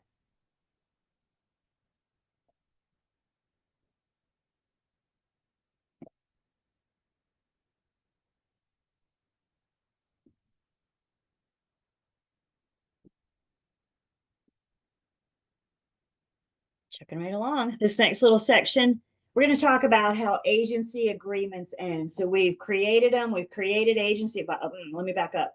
We've done our working with real estate agent disclosure. We've created agency. They don't last forever. So at some point they have to end. So let's talk about how they end. And what I wish for all of you is that all of your agency agreements end because we get them to closing. Full performance. Once I have done the job that I've been hired to do, we're done. Even if we still have time left on our expiration date. Does that make sense? If we have a listing agreement until the end of March, but we close in February, when we close in February, I've done my job. I have nothing else left to do. So full performance, what you and I call closing, will terminate the listing agreement. If we hit that expiration date, 11:59 p.m. on whatever date we agree to, when it's over, it's over. We don't have to give each other notice. I don't have to call my seller and say, don't forget our listing. I can, but I don't have to because we've already decided the length of the relationship when we entered into the agreement.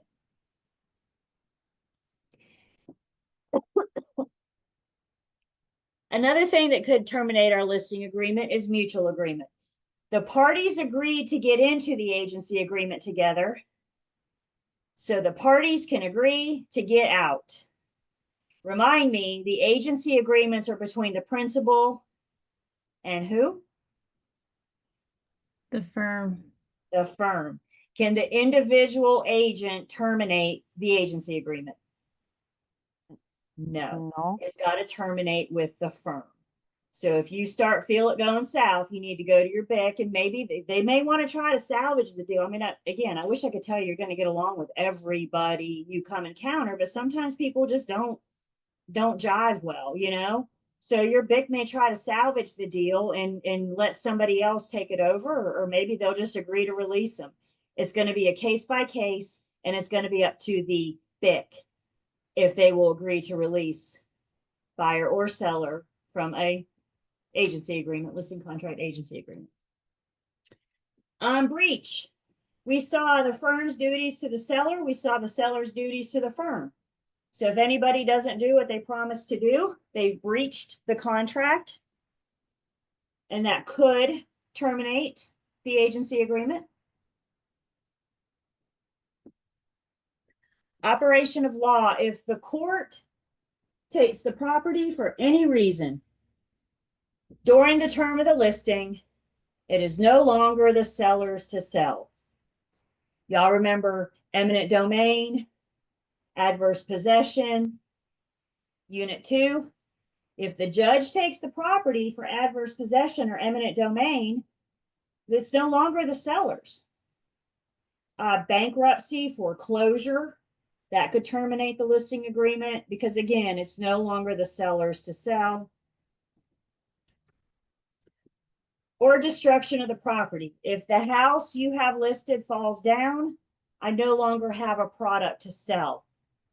So if the property is destroyed, now we could relist it with just the land and without the structure, if that's what the parties want to do. But you saw my listing agreement asked a lot of questions about the structure. So if I don't have the structure and if it falls down and we're just selling land, we got to start over with new listing price, new terms.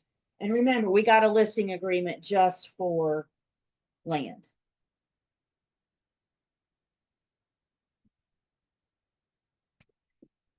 So agency agreements. If the owner passes away, seller passes away, or in the buyer's agency agreement, the buyer passes away. If the owner passes away, that will terminate the listing agreement. Once this thing goes through probate or the heir court, then you might get the opportunity to relist it as an estate with the heirs. But again, if that owner passes away, then we no longer have an agreement with them. Yeah, Angel, hey. So if, let's say, yes, it's to sell, right? If the wife passes away or the husband passes away, do they have to drop a new contract? I'm going to say that depends. Okay. I'm going to say that because remember, tenancy by the entirety, when one passes, it automatically goes to the remaining. So now the question is the remaining still want to sell? I mean, we can probably be a little sympathetic for the remaining, right? And that, again, a good opportunity to get the BIC involved to see how we would want to proceed with that. What if the individual broker passes away? What if the listing agent passes away while it's listed? Is that, y'all don't even have to have me ask, and you're telling me, no, Julie, that's not going to terminate the listing agreement. Why? It'll Because go it's to not. I heard it. the Firm. firm. The firm. It's the firm. So if the individual listing agent passes away, y'all, we're sad, but the show will go on. Somebody else in the firm will be appointed the listing, except if you are a sole proprietor. If you're a sole proprietor, when the broker dies, the firm dies with it because that you are the firm.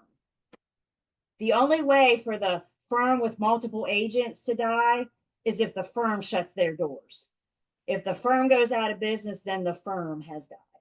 Sole proprietor. So yeah, with the listing, it's with the firm. So unless it's an individual, then the listing will go on.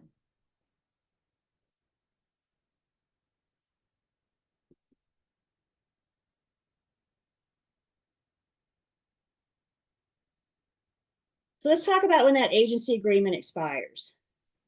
Who can, now we have 11:59 p.m. up until this date, pick a date. 11:59 p.m. up until this date. Who can remind me what the C in old car is?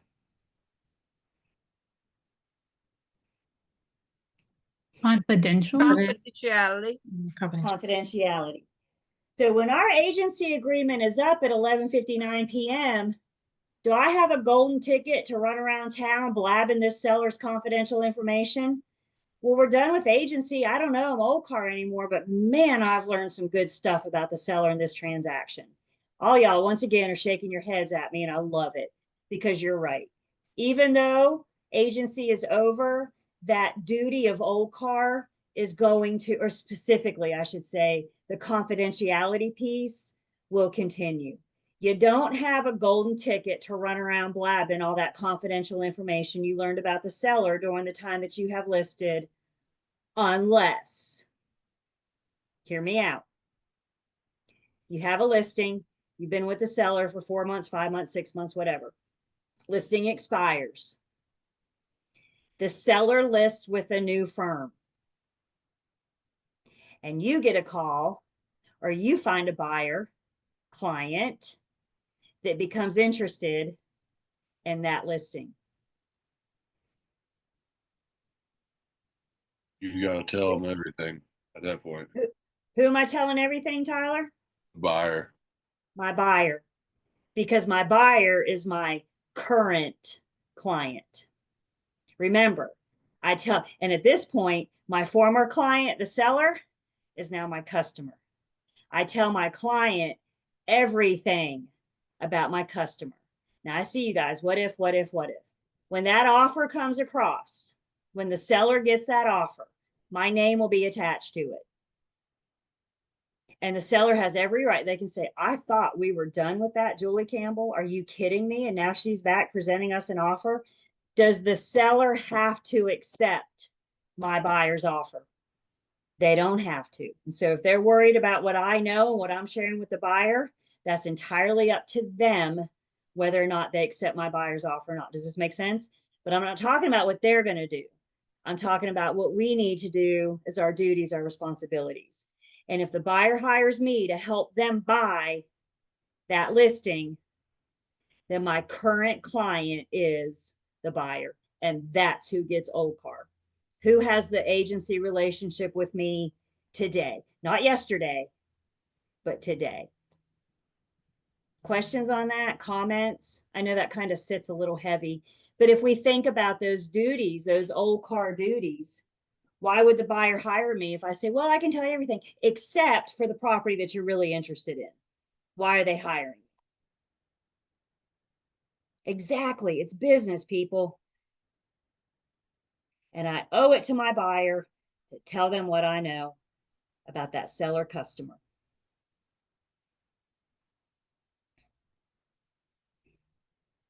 Good-ish with that? Okay. All right, let's go take a break and check our snowfall, see where we're doing. Come back in 10.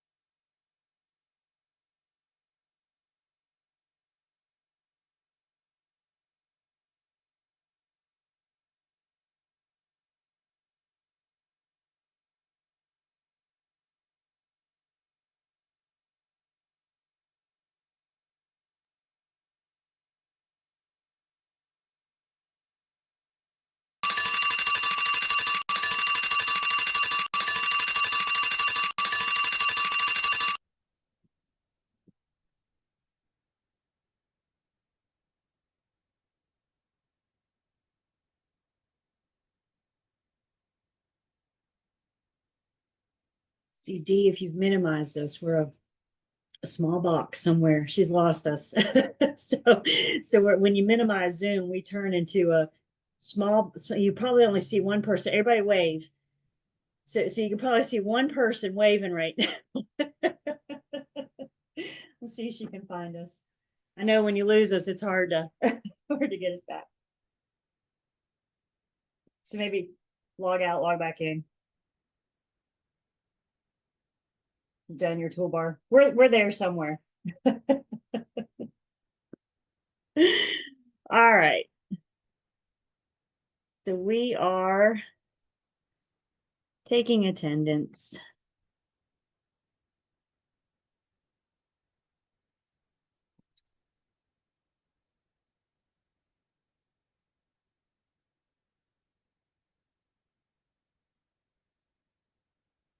All right, so that duty of confidentiality, we're going to continue that. That'd just be rude, wouldn't it? Run around telling everybody what you know about this person, unless you're talking to a buyer. This is important. A buyer client. They got to have that client in order for us to share that confidentiality about customers. Another piece of our listing agreement that I didn't go over then because I knew we were going to go over it now. You can find it on the first page where it's talking about when we earn our fee versus when we get paid. And after the listing expires, after the listing terminates, if the seller sells, you could still get a commission. So let's make sure we're good. Our listing agreement expires January 21st at 11:59 p.m. tonight. And the seller sells their home. There she is. She found us.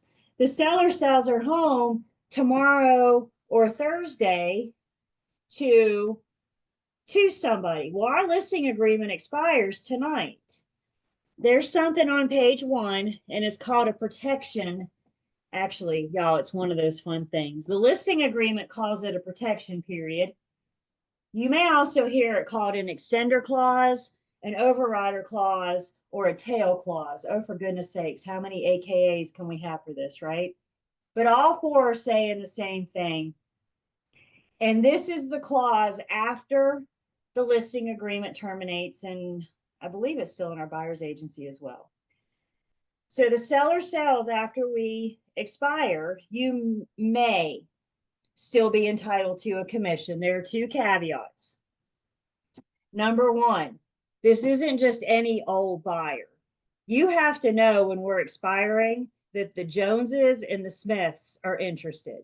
You got to provide the seller with specific names. So if it's not the Joneses or not the Smiths, then you're not going to get that commission. But you know they're interested. You've been talking to them. The expiration date is not public knowledge. So you're not going to find that in a publication anywhere to know when it's expiring. So if the Joneses call today and act interested, you know it's expiring tonight. So you provide the seller with the names, and if the Joneses come forward, then you can still be entitled to a commission. The second piece of that, the second caveat, you expire tonight and the seller lists with a new firm tomorrow. We're out because now they have a new listing agreement with a new firm promising to pay them when they sell their home. So the 2 ways in order to enact this, we have to provide specific names to the sellers of interested buyers. And when the seller lists with another firm, they are in a new listing agreement and you and I are out, whether it's the Joneses or not. Questions on that?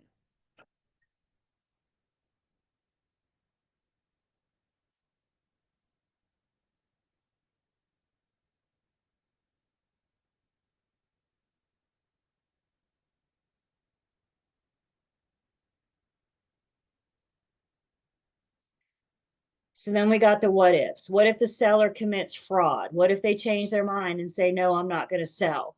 What if the closing attorney finds uncorrectable defects, things with the title that won't allow the seller to convey that clear marketable title?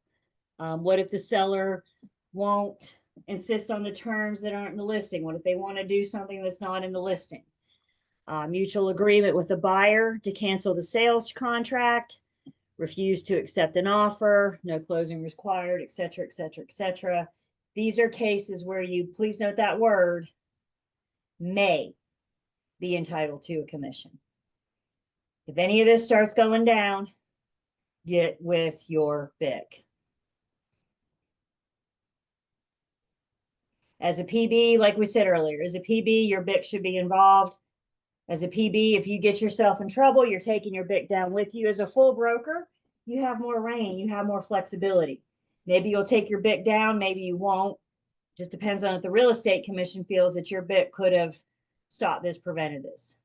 I'm a big fan, even as a full broker. I mean, I'm BIC eligible for goodness sakes, but I'm still a big fan of keeping my BIC in the know, so he knows what's up.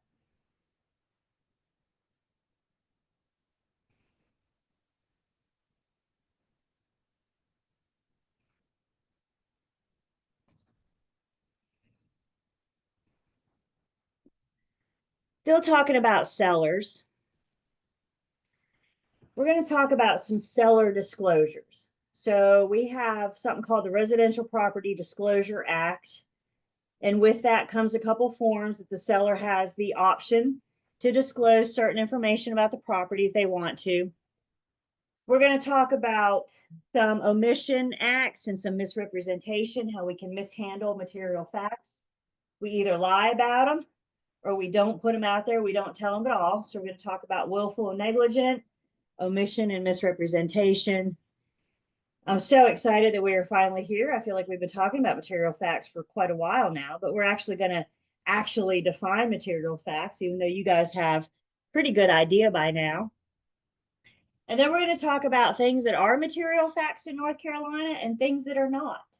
So we're going to talk about those stigmatized properties and a couple other things that are not considered material in North Carolina.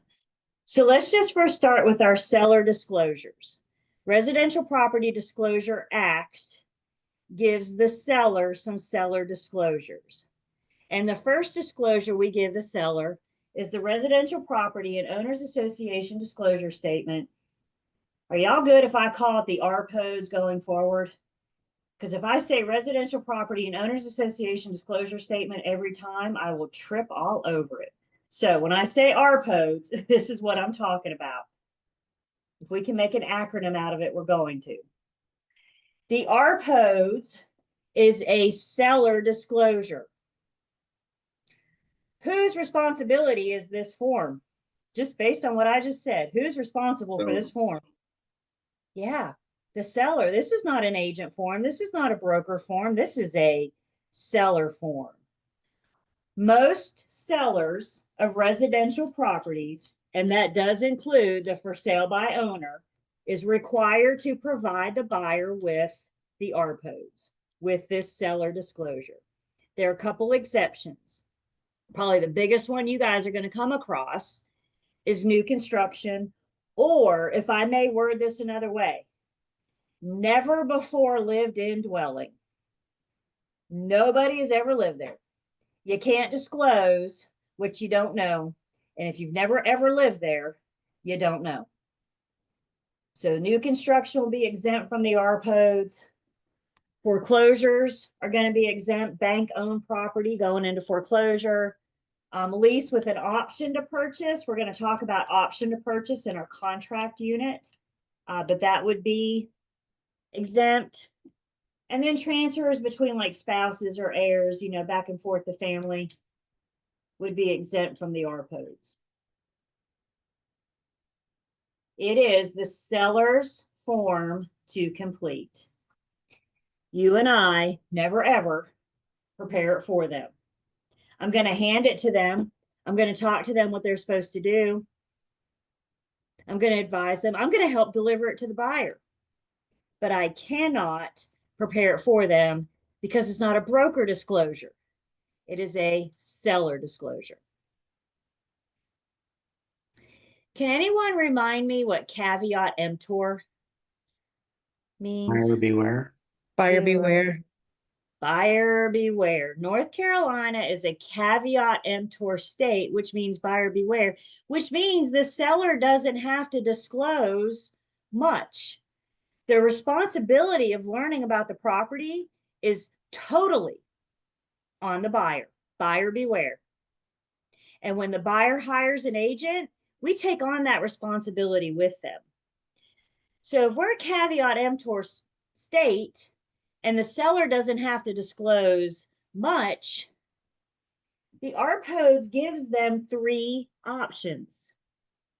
They can say, yes, there is a known issue with the property. No, there is not a known issue. Or as a seller, I'm going to exercise my right under caveat emptor and say no representation. It's a mandatory form, which means the seller must provide it to the buyer. But caveat emptor says that the seller doesn't have to disclose. They have every right in the world to say N/R, no representation. Even if they know of an issue, of a defect, they know of a structural issue, or the roof leaks, or there's something with the siding, or we're going to look at the form in just a second. So they absolutely can select no representation, even if they know, because the seller can hide behind caveat emptor. The broker cannot. We always have a duty to disclose material facts, even if the seller chooses not to. We always have a duty. Only the seller can hide behind caveat emptor. You and I cannot. If the seller doesn't provide the form to the buyer, and again, you and I are going to assist in delivering. How it gets from the seller to the buyer does not matter. But as the broker or brokers in the transaction, we're going to help it get from the seller's hands to the buyer's hands. If the seller doesn't, it's going to give the buyer the right to terminate the contract. They have 3 days to terminate their contract. And if they terminate their contract for failure to receive the ARPOs, any deposits and fees they put down, they're going to get their money back. So when that seller looks at you and says, why should I do this? Because we don't want to risk losing the buyer. Now, right now, we're still in a pretty good seller's market. Some sellers may not be worried about it. Oh, whatever. I had 3, 5, 8 offers. So this buyer walks away. I got others. But guys, that pendulum is going to swing back one day. And we're going to be in a buyer's market. Could you imagine a seller that waited 5, 6 months for a buyer and then they lost them because they failed to provide the ARPOs? So we have a buyer. We don't want to lose them. Ideally, the buyer can see the ARPOs before they ever see the property. We have a back-end function of MLS that allows brokers to add attachments, various documents.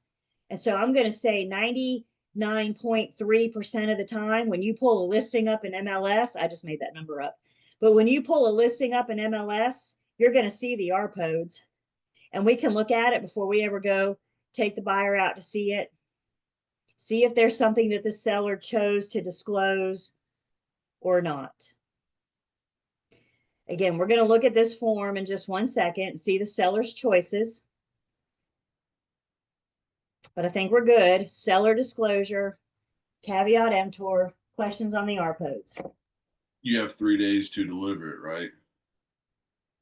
From contract. Yep. The buyer has 3 days to terminate. So if I get it to him on day 3, and when we count days, you guys, by the way, day 1 is always like the day after receipt or the day after it's signed. So if we get it today, tomorrow would be day 1, Thursday, Friday would be day 3. The majority of the time, though, we're going to be able to find it in MLS. But what if you're a buyer's agent? Remember, we just said even private sales, even for sale by owner. So if you're a buyer's agent and you have a buyer interested in a FSBO, even though that FSBO is not represented, as a buyer's agent, I have a duty to get that form to the FSBO and have them complete it so I can deliver it to my buyer. FSBOs are not exempt, but brokers are always responsible for getting that form from seller to buyer. We're going to play delivery man.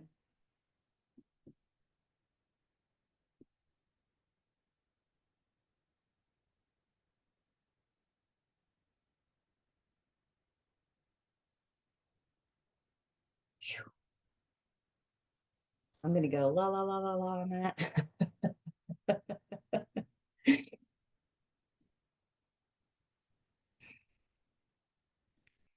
The other seller disclosure that we get to deal with is the mineral and oil and gas disclosure statement, what we affectionately refer to as the MOG, mineral and oil and gases. Remember those subsurface rights from Unit 2? Those subsurface rights are appurtenant. What's appurtenant mean? That it Goes with the land. Goes with the Runs land. runs with the with the land. land. Yep, goes with the land, runs with the land. So if the seller intends to sever the subsurface rights, or if they have severed the subsurface rights, then that is something that they will need to disclose to the buyer. I think we can all agree with the statement that the buyer deserves to know what they're buying. And if the seller is going to sever those rights, or if they have severed those rights, they need to disclose. So when I say the sellers don't have to disclose much, this is one of those exceptions. So they've severed the subsurface rights for, I don't know, fracking or oils, whatever under the surface. Funnily enough, the MOG is exempt on vacant land. When you're selling just the dirt, just the land, the MOG is not required. Obviously, the ARPOs wouldn't be required also because you don't have a structure. But kind of I guess this fell into a very gray area. Even though the MOG is addressing the land, the subsurface, it's under the Residential Property Disclosure Act. So the residential piece, I think they kind of oopsied on that one. So if the seller has terminated those rights on that land, how would you know? I mean, you'd You have wouldn't. Maybe the closing attorney would find it recorded, maybe, but if it's still in process, it wouldn't be on record yet. I think it was a big oopsie. If y'all want to know what Julie thinks about it, I think it was a bit of an oopsie, because that's exactly what it's disclosing is the land. So again, if it's happened, if the sale has happened, the transfer's happened, then it would be recorded. But if it's still in progress, it may not be something that you find out until after. And maybe we need a few court cases on this to fix it. I don't know. But for right now, where we stand today, the MOG is exempt from vacant land. Could you still get the form? Sure. Sure. And some builders, may still provide it, but they're not required to. So can you request it? Yeah, absolutely. You're buying vacant land, your buyer's buying vacant land. Can you request it? Sure. Does the seller have to provide it? No. Never hurts to ask. It's my philosophy. The worst they can say is no. Once again, let's see, the easement would be recorded. Yes, an easement would be recorded. But again, if the sale hasn't happened, if the transfer hasn't happened, then there's nothing to record until it's a done deal. The seller knows this is going down, so they want to go ahead and sell it pretty quickly, right? So they don't have to deal with it. I wish I could tell you everybody was honest and straightforward. I'm not going to stand here and lie to you guys,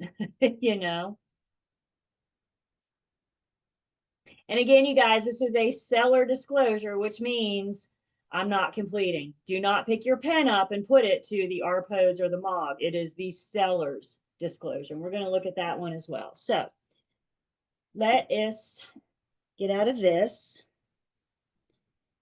And we will go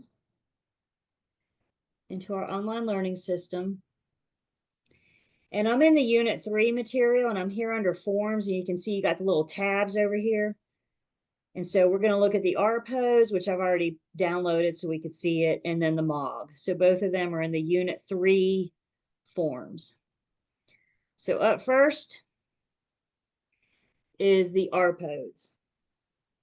Again, this is good stuff. I'll let you guys look over. I wouldn't study this as much as you would the listing agreement or the buyer's agency agreement. but I don't think it's a bad idea to look over just to get familiar with it. I'm just going to pull out the highlights. As the owner is required to provide a response to every question by selecting yes, no, or no representation, this or not applicable. The seller has options. If you select yes or no, you're only obligated to disclose the information about which you have actual knowledge. If the seller selects no, there is no actual knowledge. If they select no representation, it could mean that they have knowledge and choose not to disclose, or it could just mean they don't know. They don't know. Don't assume, especially you guys, you new agents, you love to assume if you see NR that you're about to deal with a shady seller that's trying to hide something. Maybe you are, maybe you're not, but there could be many, many reasons why a seller may not know. For example, what if you've had a tenant in place for the last 15 years? You haven't lived there since, you bought it 20 years ago. Do you know the condition of the home? I mean, you know that nothing major happened or else the tenant would have called you.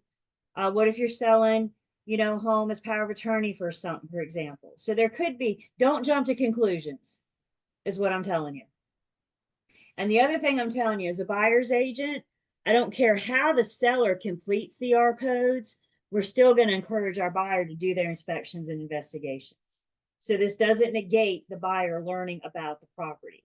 This just allows us to see if the seller is willing to disclose any known facts. It could just be that they have a legalese and they understand what caveat emptor means and they want to exercise their rights under caveat emptor. Don't jump to conclusions. Buyers, talking about buyers, this should break into not assuming. I thought we talked about a write out, we will. And then the broker's responsibility, not permitted to complete this form.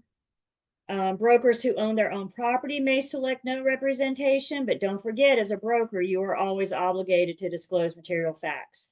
So no matter how this form is filled out, may that be by the seller or by you, the seller. If you say, as the seller, say NR on this form, as a broker, we still have a duty to disclose the material facts. Guys, I kind of hate to say it, but once you get your license, when you're dealing with the public, even in your own personal transactions, you're going to be held to a higher standard because now they know that you know. So you are still dealing, even though your name is on the deed, you still are dealing with the public and you will be held to those higher standards, and broker license law and commission rule applies. So then, as you can see, it goes through the next 5 pages, series of questions with the seller actually checking boxes, yes, no, or no representation. So we're going to ask the seller a series of questions about the structure of the floors, the walls, ceilings, window, roof. What age was the roof installed, or what year, I should say, was the roof installed? Is there a leakage or other problem with the roof? I mean, anything you've ever wanted to know about the home. Section B is about the HVAC and the electrical, various questions, trying to get down to the nitty gritty on that. C is plumbing, water supply, sewer, septic, what the seller may know about that, disclose about that. Fixtures and appliances, those that are going to remain. Land and zoning. I mean, we're asking all sorts of things about the property here, in which the seller always has the option to say no representation. I've seen it. I have seen this.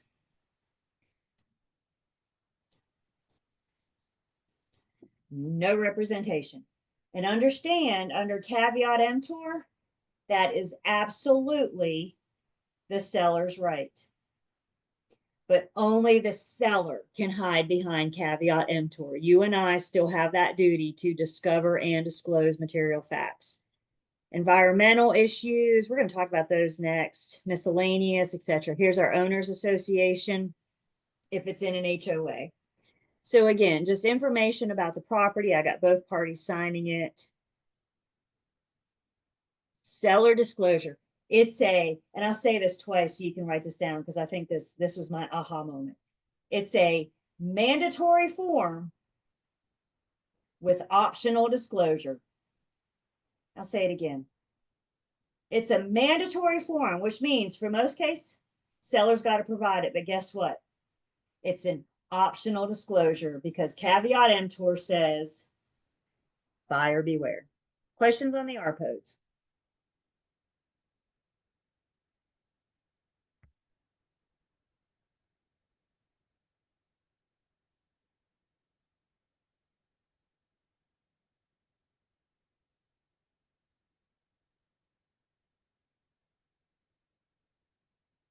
And then we got the MOG, which is still just a one-page form.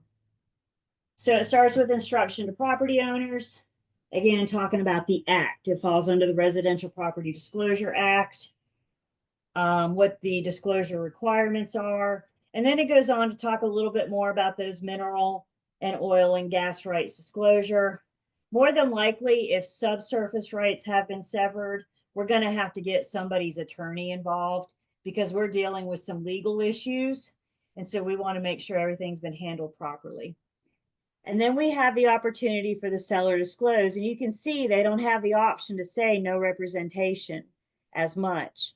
I think the best way to see this form is to draw a line in the middle of it. And the top half of this form is dealing with mineral rights.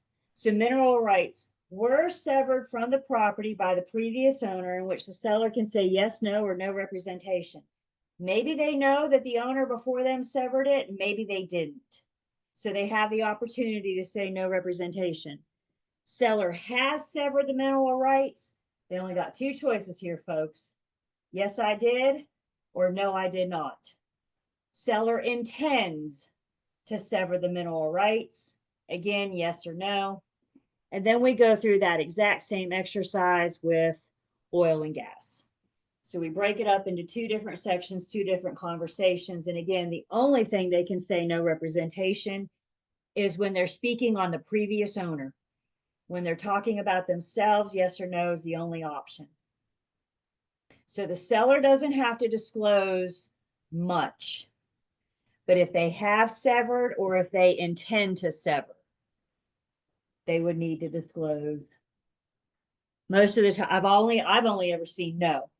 But if they have severed or if they intend to sever, then we would see a yes there.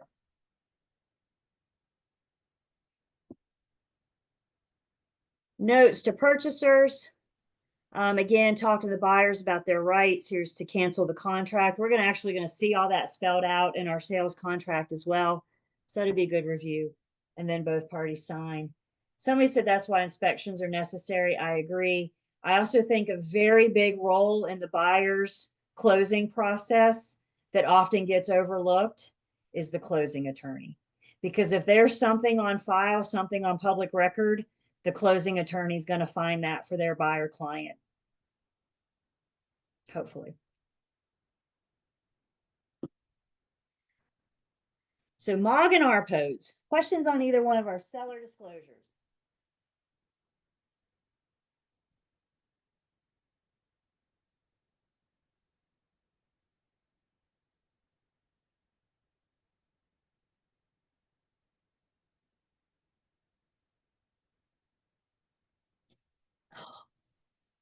Oh, are you guys here? Okay. Are you here? Okay. I thought I just closed out of my internet, my whole internet thing, which would be Zoom. So I'm good to see you guys. If I ever disappear, by the way, because sometimes it happens, sometimes my power flickers too. But if I ever disappear, it's been my experience. Y'all just hang tight. I don't know why you guys don't go anywhere, but I'll get back to you just as soon as I can. Don't panic on me. I'll get back to you. So let's bring this home. Seller disclosures. My responsibility is to advise the seller of the disclosure requirements. We have a need for continued accuracy. Conditions of the property can change from the time we list it. Maybe when we listed it, the seller said, no, this isn't broke, and then it broke. Or maybe when we listed it, the seller said, yes, this is broke, and then they fixed it. We may be updating the RPOs throughout the transaction. So if anything changes from when the seller first initially did it, then we need to make sure that they're doing an updated RPOs, that they're revising that so they always have the current information out there. And then assure and timely delivery. And this is probably in addition to assisting the seller in completing it. I'm not doing it for them. I'm not telling them how to complete it, but I'm assisting them. I'm telling them what their options are, explaining the form to them. And the next big piece is delivering it from seller to buyer. And the vehicle you deliver it in does not matter. The majority of the time, though, you're going to find it in MLS. But if you're going to show a property and you look at MLS and it doesn't have the RPOs or the MOG, just pick up the phone and call the listing agent.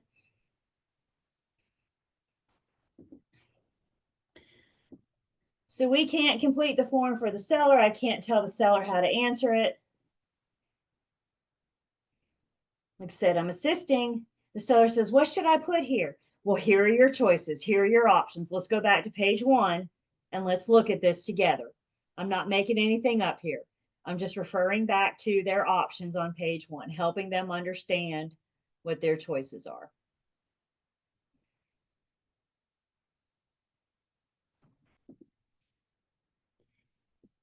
So we discover something that the seller has answered correctly. So they said, no, that's not broke or that's not wrong, but we know it is.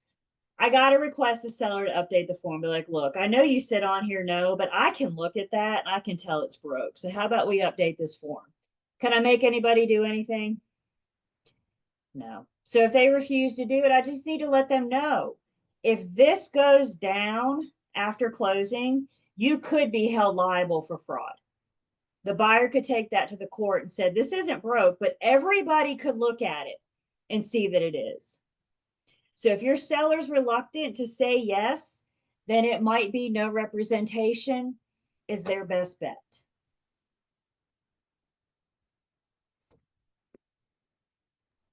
Seller selects no rep and does not correct the issue. Again, we just need to disclose. Disclose, disclose, disclose. When in doubt, disclose. Encourage the seller to update it and encourage them to keep it current.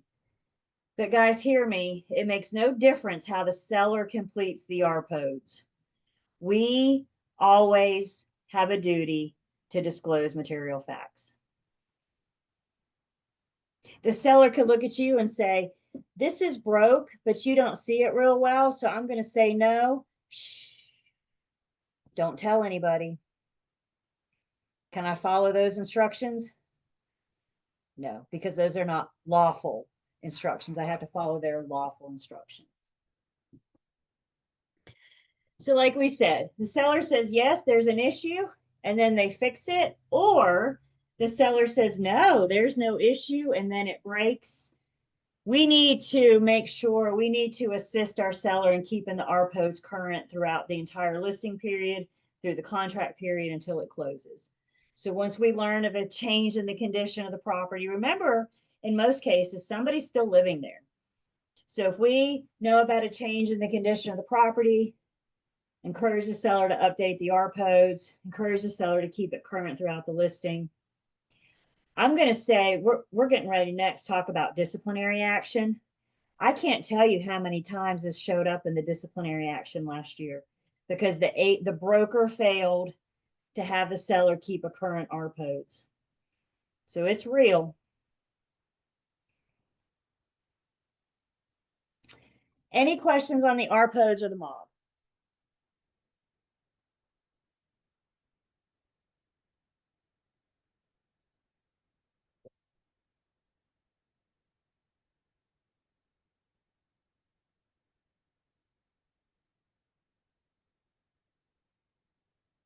All right, here it is. G. Julie, what's the big deal? Any liability for breach of duty. This is you breaching your agency duties. This is you breaching OCAR. This is you breaching those agency agreements. And there could be one of and or two things that could happen. One thing that the injured party could do could be to file a complaint at the real estate commission. Injured party files a complaint. You're not in trouble yet. Slow down. The real estate commission will review the complaint and see if there's an actual violation of license law and commission rule. Sometimes people, Yelp has made us all online critics, right? And so sometimes people are just yelping. So the commission's going to determine if it is a violation of license law and commission rule, a potential. If they determine it's a potential violation of license law and commission rule, they will send you what's known as the letter of inquiry. These days, it comes in an email. The letter of inquiry is your opportunity to respond to the complaint. They're going to want to see you're working with real estate agent disclosure. They're going to want to see your agency agreement and any other applicable paperwork. Any communications, text messages, emails, anything related to the complaint. Y'all remember what we document? Everything. Because heaven forbid you get a letter of inquiry, your documentation is your response. You're not going to be able to call the commission and say, I didn't do it. Your documentation is your response. So you respond to the letter of inquiry, they review the case. If they need more information, they'll let you know. But at the end of the investigation, they'll either determine that you did not violate license law and commission rule, in which case you'll get an email that says this matter has been closed. Thank you for your cooperation. If they do determine that you violated license law and commission rule, they could reprimand or censure your license. Just think of that as a slap on the wrist. Don't do it again. And we want you to take 2 extra CE classes this year on agency, because you need a refresher on how agency works. So they could require additional training, but they just slapped you on the wrist. So it's okay. I'll go to 2 CE classes. They could suspend your license. Couple months. I've seen suspended license up to 2 years. They could revoke your license. Y'all know what happens if they revoke it. They're going to take it back. And you will never have a real estate license again, not just in North Carolina, but that's going to affect you in any other state. You know you've done bad if your license gets revoked. The broker at any point during the investigation also has the opportunity to surrender their license. So if you don't want to go through this mess, you can just turn your license over to the commission and go about your life, your new career, whatever that's going to be. If you found that you violate license law and commission rule, if you're found guilty, the Real Estate Commission puts out an e-bulletin at the end of every month, and there's some really good information in the e-bulletin every month. It's their opportunity to communicate with all of us.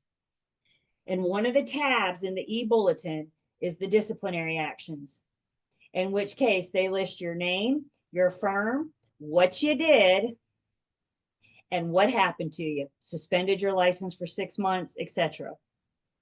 And oftentimes, you guys, if you see a PB, you're going to see a BIC. Sometimes if you see a full broker, you might see a BIC. You might see the firm as well. So when we said as a PB, if you get yourself in trouble, you're taking your BIC down with you. As a full broker, it depends. The BIC doesn't have as much liability for you. There was one just last month.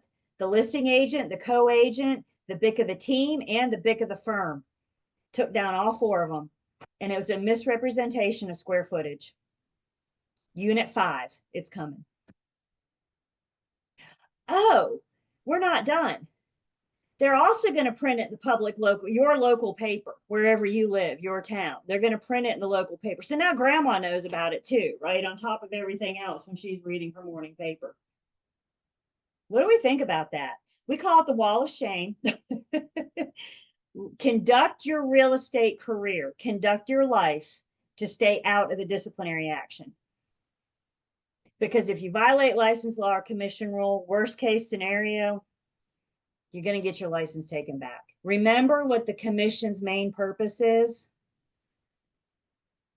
It's to protect Protect the public. So if you harm their public, there's got to be consequences. So option one, my liability for breach of duty. They could file a complaint at the real estate commission. Option two, they could hire an attorney and take me to court.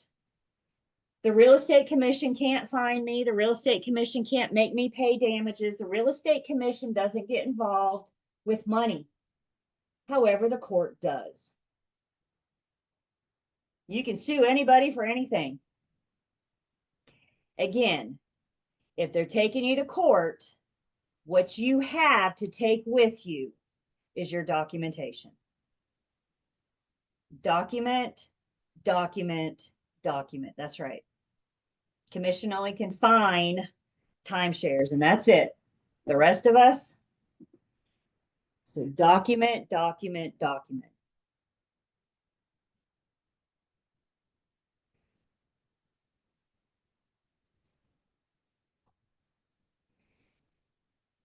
Did I put a little bit of fear in you? This class just get a little bit more important. This is why we're here, you guys. We're building your foundation. We're exposing you to these license law and commission rules. I always feel like my job is twofold. One, give you what you need to get you through your state exam. That's what I'm hired to do. That's what I do for a living. Two, once you get your license, I want you to keep it. And how you keep it is license law and commission rule. What questions or comments do I have about that?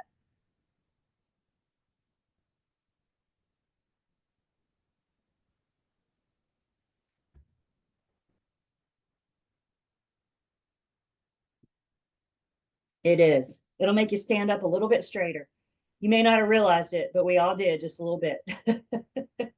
And that's why we're here, you guys.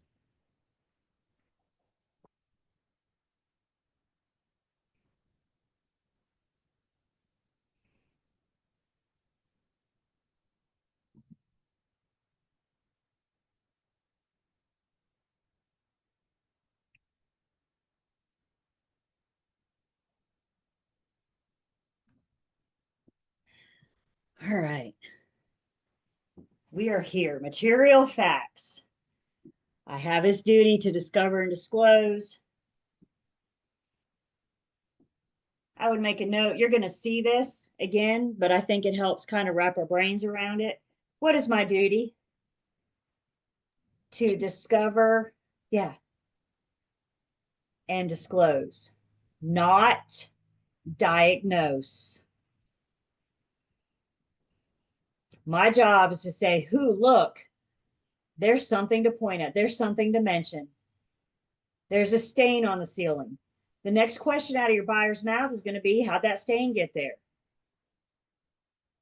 Well, if I say if there's a second story above me and I say, well, from the plumbing on the second story, didn't I just act like a plumber?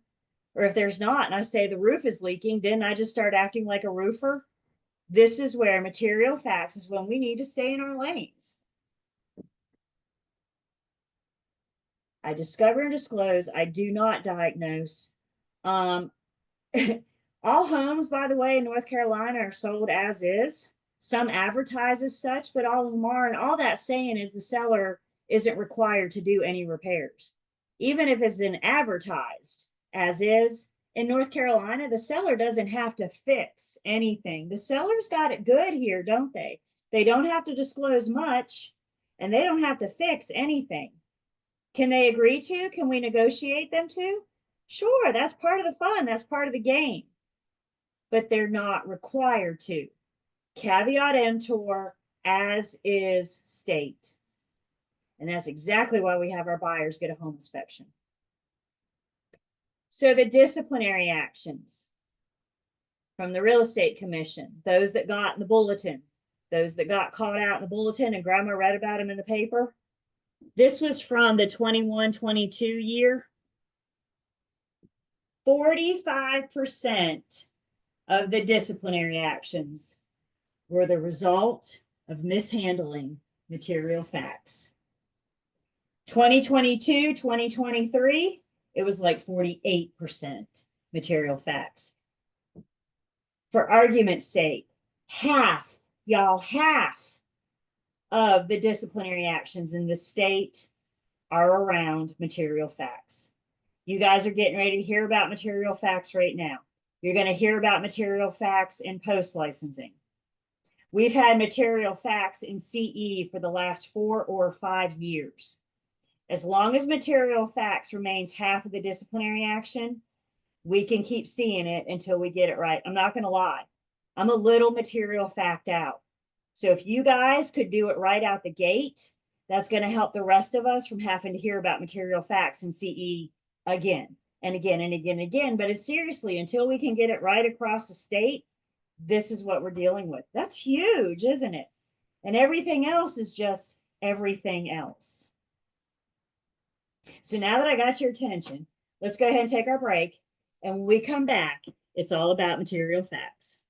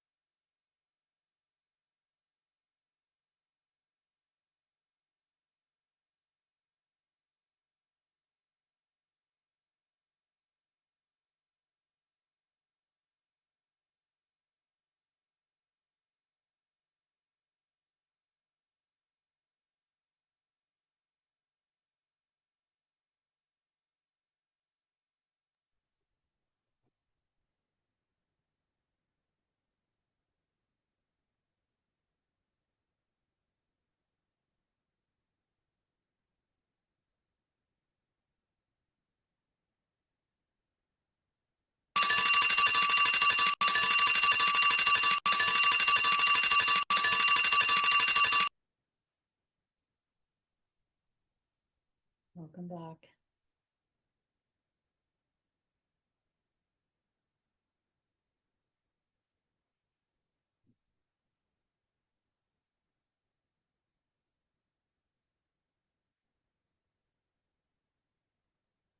So I am going to take attendance.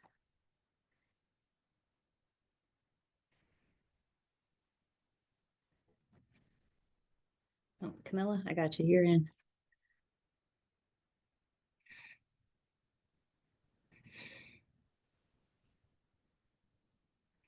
All right. The burning question on everybody's mind right now is, what exactly is a material fact? Well, the true definition of material fact is very broad. An important fact that the property may affect a person's judgment. It's something that somebody may take into consideration when they're deciding to sell or buy. Does that mean much to you? Not really. Like, what the heck does that mean? You know? So the Real Estate Commission has made it easy for us. And they've taken it this very broad, very basic definition, and they've scaled it down, narrowed it down to 4 specific topics. So topic number 1, a material fact is a fact about the property itself. Structural issues, roofing issues, electrical issues, plumbing issues. Issues about the property itself. There's no such thing as a perfect home. Every home has something wrong with it. Is every single issue about the home a material fact? I wouldn't think so. I mean, it's the difference in one of the ceiling fan blades being a little wonky versus the ceiling fan not working at all. It's the difference in something being, you know, not perfect versus it not functioning the way that it was intended. So it's any fact about the property itself. This is why we're talking to the sellers. This is why we're going through with the sellers after we tell the sellers our duty to disclose material facts. Y'all don't walk around the house with the seller and let them point out all the problems and then say, I have a duty to disclose that. Remember, at that listing appointment, we're going to sit them down early and do our working with real estate agent disclosure. And we're also going to tell them, before we see the home, I have a duty to disclose material facts. So I can go through and ask questions once I have disclosed my duty to disclose, if you will. The second specific for material facts, it's a fact relating directly to the property. Proposed zoning amendment, redrawing the school board lines, NCDOT widening the road, or building a new belt loop nearby.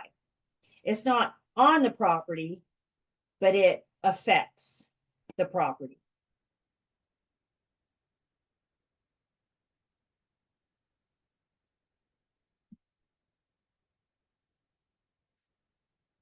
The third specific is a fact affecting the ability of your principal to complete the transaction. Now, this is the problem topic. This is the one that causes us the most confusion, because as you guys just told me earlier, Old Car says, I owe my client confidentiality. But now I'm telling you, if my client can't complete the transaction, I must disclose it. It's a material fact. Let's think this through. Yeah, do you have a question? Maybe just an accident. If your client can't complete the transaction, doesn't that affect the other side? Let's say, for example, we're under contract and you find out your buyer's not going to get loan approval. If your buyer's loan is going to get denied, that means they can't buy the house.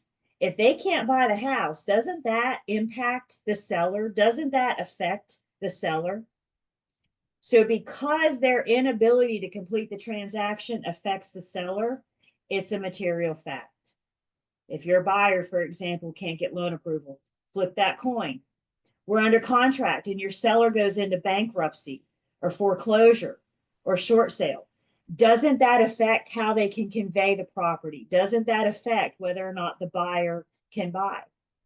So because it affects the other side, if we find out that your principal cannot complete the transaction, and to be honest, most of the time it revolves around money, failure to get loan approval, foreclosure, bankruptcy, etc. We have to disclose it to the other side.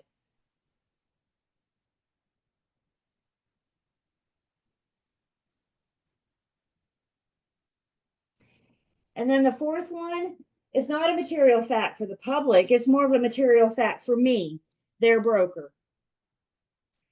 If it's important to my buyer, then it's important to me. If it's important to my seller, then it is important to me. Y'all remember my seller? I don't care as long as I get X amount. I don't care what you list it for. I don't care if you negotiate my fridge, my window treatments. I don't care as long as I get X amount. Did I have a material fact on my hand? You better believe I did. Once they share something of importance to me, it becomes a material fact for me. This came up in CE, and this was good. What if you have a buyer and you guys, before you go out and look at a property, your buyer says, I have severe allergies to dogs, and I cannot live in a home that has had dogs. Do you, their agent, now have a material fact on their hand? Do you, their agent, now have a duty to reach out to the listing agent or seller before the showing, before you waste everybody's time, and find out if dogs live in that home? What do you think? Do you now have a duty to make sure? Yeah, why go show the property? So now we're going to pick up the phone and we're going to call somebody before we schedule it. We're going to make sure that their end use is met. Now, guys, this only matters if they share that information with me. If they don't tell me about their allergy to dogs, then I can't help them. And this is why listing appointments are so important. Buyer consultations are so important. So we can try to get your clients specific, particular material facts so we can help them get what they want, help their end result to be what they want. So material facts, very, very broad. An important fact that somebody making a decision would find important. I don't even know what that means. But what I do understand is facts about the property itself, facts relating directly to the property, facts affecting the ability of my principal to complete the transaction.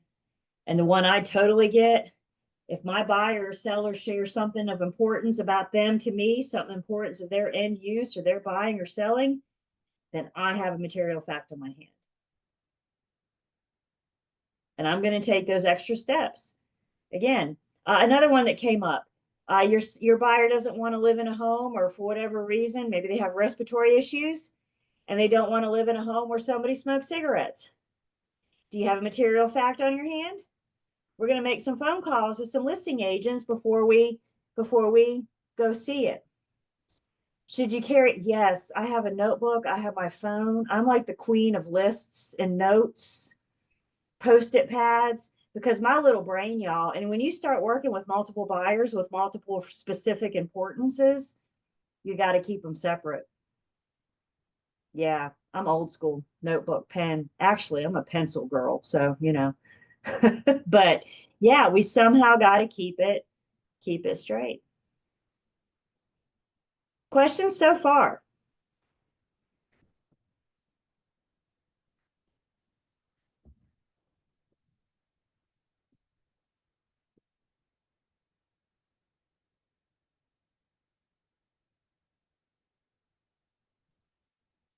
So the material fact, let's see, we said the important fact, the property's in a flood zone. Some examples, the property's in a flood zone. If it's in a flood zone, it might be subject to flood insurance. Flood insurance is not cheap. Is that something that would be important for your buyer to know when making a decision? Now, I'm not telling you you're going to have to pay flood insurance. That's the lender's job. But what I'm telling you is, ooh, it's in a flood zone. Remember my duty to discover and disclose. And while I'm on it, Who can remind me what it means to disclose? What are you doing if you're disclosing? You're telling. I'm Inform. telling them. I'm not saying don't buy this house. I'm saying, hey, this property is in a flood zone. You may be subject to flood insurance. What they choose to do with that information is entirely on them. My job is to disclose and then help get them to the place to find their answers, get that information that they're looking for. Major defects of the property, structural issues, foundation issues. There's usually a lot of dollar signs attached to fixing structural or foundation issues. If somebody's just buying a house, especially if they're about maxed out on how much they can afford, they probably won't be able to take on major repairs such as foundation or roof issues. So we're getting material facts. We're looking at the RPOs to see if the seller disclosed anything. We're looking at the documentation that we have in the MLS. When we're in the property, we're looking, we're helping them, be their eyes and ears. Once you hear something, you can't unhear it. Once you see something, you can't unsee it. Once you smell something, you can't unsmell it. So we are their eyes and their ears, their sniffer, helping them find these defects. Not that I'm going to tell you what's up, but so I can advise you to talk to somebody that can dig a little deeper, the professional in their lane that can do that diagnosis. Sellers in foreclosure, that would be a material fact. Again, missing a payment is different than being in foreclosure. Missing a payment, the bank still may work with them. But once they're in foreclosure, they've lost a property, and that's a material fact. And I know what you guys are thinking. Well, wouldn't sellers tell you if they're in foreclosure or facing foreclosures? Not necessarily. You'd think they would, but maybe they're trying to sell it before it actually transfers in court. Look at y'all shaking your heads. I had a teammate. She went to show a listing and they showed up on the property and the foreclosure eviction notice was on the front door. And she called the listing agent and said, "What's up?" And the listing agent was livid. She said, "I'll call you back." Brand new information to the listing agent. The only reason she heard about it is because my teammate. You guys with me? I know this seems so simple, but guys, not everything is, not everybody's the good, honest people. We know that. Yeah, D. Are they able to like get away with that if they were to close? Until they don't. But by this point, the D's not in their name. So if nothing else, the closing attorney is gonna, say, "Hey, I got a deed saying the bank took the property." So I think they're only going to get too far to a point. You know what I'm saying? That takes me back. One of my super simple philosophies is not a problem until it's problem. And now you got yourself a big old problem. And that's luckily the note was on the door. She didn't even go in. She was like, what's the point? Come on, guys, let's go on to the next showing. Another simple philosophy. When in doubt, disclose. I think it helps to put yourself in the buyer's shoes. If you were buying a house, would you want to know about, the structural issues or that the roof leaks every time it rains? I mean, putting yourself in the buyer's shoes. Now I know we're all different. And some of us are handymen and some aren't, and some, are more equipped to deal with home repairs and stuff like that. But just the average consumer, if it's something that you think you would want to know when you were buying this house, or if you're not sure, because I don't want to read about you guys in the disciplinary action. So when in doubt, disclose. You can't disclose too much. So when in doubt, disclose and let the buyer or seller decide what to do with the information. Does that make sense? I'm a fact finder. I provide the information for them to make an informed decision. Julie, is this applied commercial and residential? Material facts, do you have to do it Yeah, for both? I'm gonna say out the gate, yes. And if I find something that tells me otherwise, I'll let you know. But now I'm going to change my mind. You know what? That's a fantastic question. Can I get back to you on that one? That's a fantastic, I'm all over the place right now, my little brain. So, good one. Where's my little piece? Y'all know my little brain, so my little Done piece of stumped paper. the teacher. Hmm? You done stumped the teacher. I got a note, so that's a great question. It may not be tomorrow that I can get back to you, but I will definitely, y'all hold that. I will definitely get an answer to that. Thank you. Mm-hmm.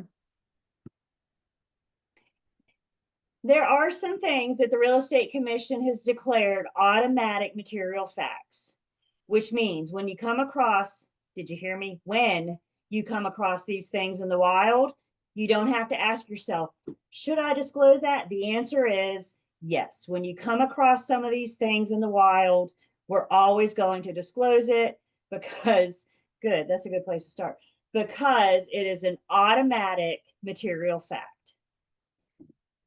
Polybutylene pipes. They're a type of piping. They're cheap.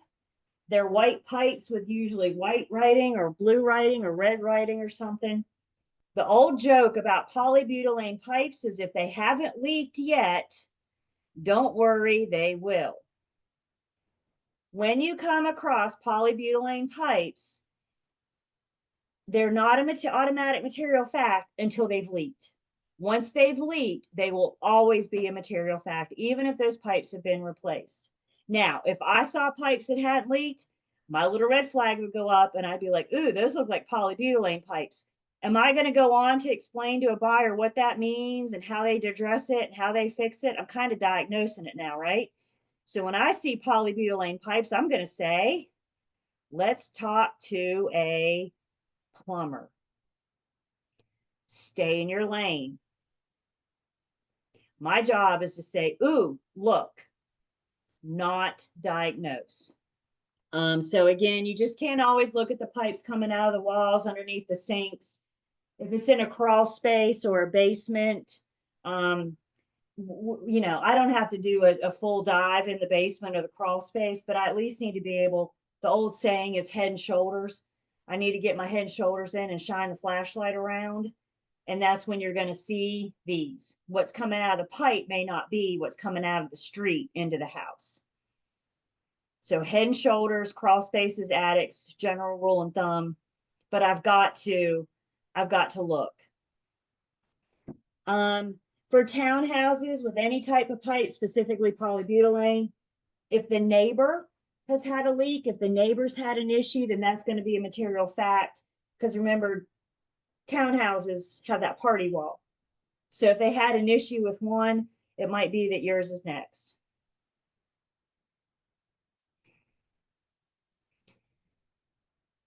Another thing that is an automatic material fact, there's that synthetic stucco that we looked at in our listing agreement, EIFS or synthetic stucco. Again, it's just an exterior siding, and you can see here the wood rot, because if this isn't attached properly to the home and moisture gets back there and then it sits until it's discovered, and usually by the time it's discovered, it's too late. And it's challenging. So if a property's ever been clad in synthetic stucco, even if it's been replaced, it will always remain a material fact on the property. They always say, if you're at a listing appointment, you see that, again, it's kind of that rough. I always think of the Spanish style homes that have that rough exterior siding. And so you're at the listing appointment, and if you start asking a bunch of questions and the seller says, I don't know if it's synthetic or not, I have no idea. They always said, if you go outside and knock on the side of the building, have you ever tried to knock on the sidewalk? It's pretty solid, right? If you knock on fake concrete, it's going to be hollow. So that could kind of be a good place to start. But if we're still not sure, then we may need to get the expert in to find out. I'm not diagnosing it. I'm just out there knocking, knocking on the property. Yep. And our environmental. The other thing that will always be a material fact, if you come across it, if you ever come across a property that was the site of a former meth lab. Now, I'm certainly not suggesting that you sit at the listing appointment, look at the seller in the eyeball and ask them if they ever cook meth in their home. Please do not do that. However, if you do find out, what if the sellers had the tenant there for the last 10, 12 years and the tenant was caught cooking meth and now the seller wants to sell the house, right? So before we're like so quick to point fingers at the seller, but it might have been their tenant. But either way, if we ever discover that, and I don't care how y'all find out, good news like this travels fast, right? Once it gets busted, once it gets caught. And the neighbors love to talk. So if you ever find out, if the neighbors start talking, now I'm not going to take the neighbor at that word, but didn't my little red flag go up and allow me to ask questions, allow me to investigate? So if you ever found out that the property was ever the site of a meth lab, that's a material fact. Because as I understand it, meth absorbs into the walls, the carpets and ceilings, and it's not like you can just paint over it and it's going to go away. So that will always remain a material fact on the property. I was gonna say why, but okay. And you got kids crawling around on the carpet and stuff, you know? So, yep. It's a Would I terrible Google thing. search the Oh, property? it's a terrible thing to have to clean up. I bet. I had a I bet. renter. I had a student renter tell that me- had that. Did you? Oh So yes, it was Ariana's- commercial. Yeah. Mhm. I mean, I had a student once tell me if you walk in the front, I didn't ask how they knew, but if you walk in the front door of a home and you think it smells like a nail salon, red flags everywhere, because a house should not smell like a nail salon, that chemically kind of smell. Somebody has a good question in the chat. Would I Google search the property to see if any news article comes up? Yes, that's part of my due diligence as the agent. I'm going to Google. I'm going to Google Earth. I'm going to DOT and the school boards and the flood zones. And part of my due diligence as an agent is learn as much about the property as I possibly can. And goodness, isn't Google always a great place to start? So yeah, if they got busted, that address is going to show up. And that's, I don't even need a red flag for that, do I?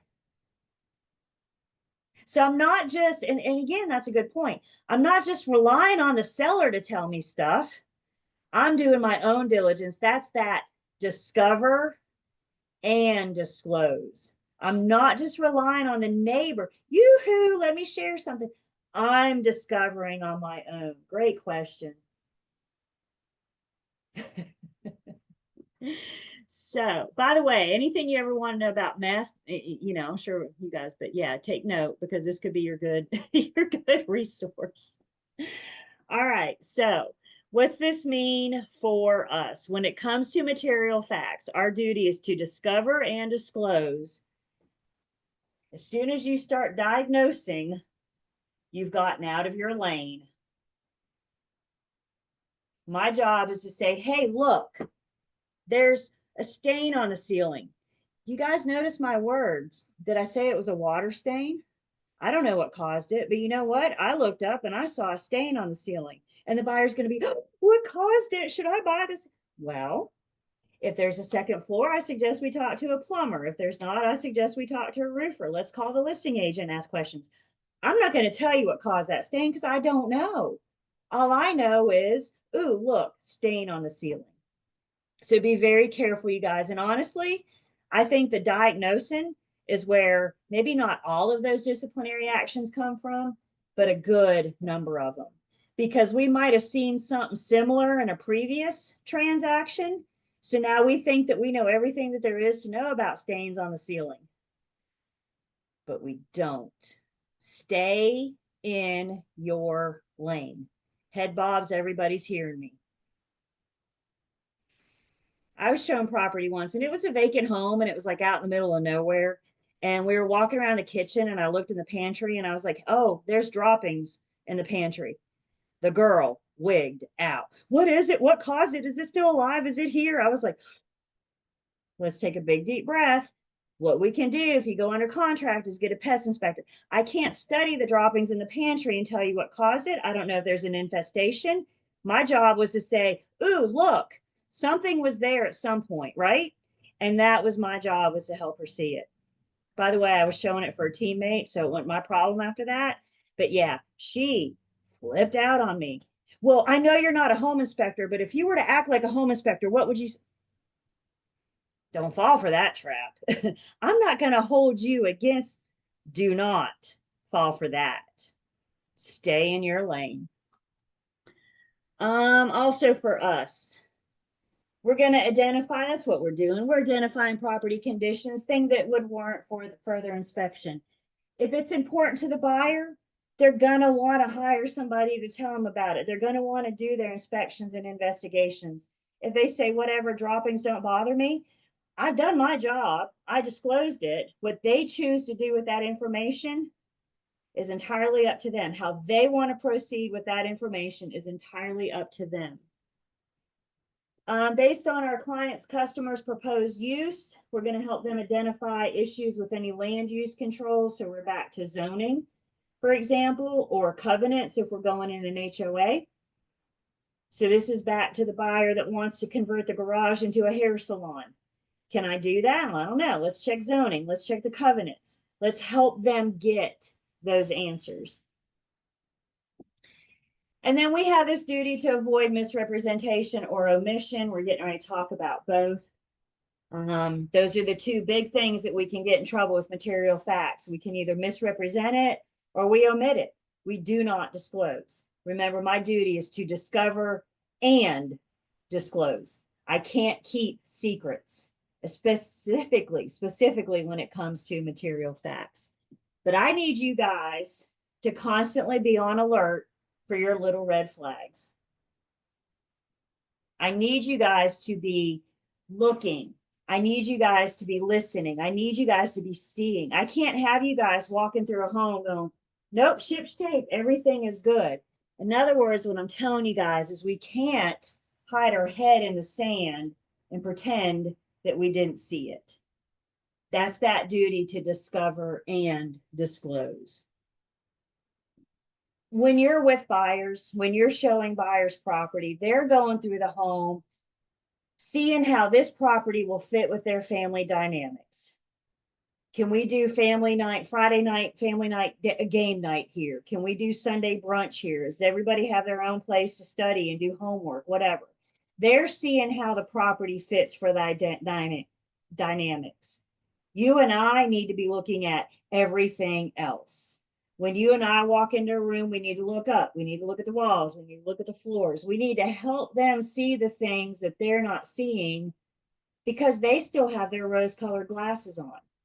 They're still out looking at pretty houses. I'm not telling you not to buy. Again, y'all, there's no such thing as a perfect house. So you're never going to have no issue. It's just a matter of the things that I can or cannot see. So let's just define some words. Willful versus negligent first. The bottom line, the difference between the two comes down to intent. If you do something willfully, you do it on purpose. You know darn well, but you do it anyway. Compare that to something negligently. It was a mistake. It was an accident. It was carelessness, but it still happened. Again, the difference is intent. Now, without going any further, if something was done willfully versus negligently, which one do you think the commission's going to come down harder on? Willful. Willful. Willful. Absolutely. Absolutely. Because there was intent. You did it, you know darn well you did it, and you did it anyway.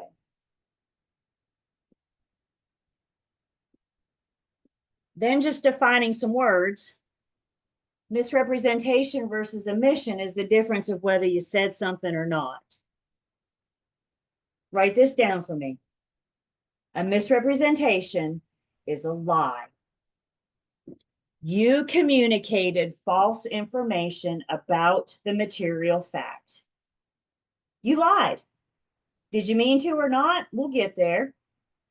But one way or another, you put false information out to the public. Maybe in your advertising, a text, an email. Again, the vehicle doesn't matter. Somehow you put false information. You lied about a material fact. Compare that to an omission. where you kept your mouth shut.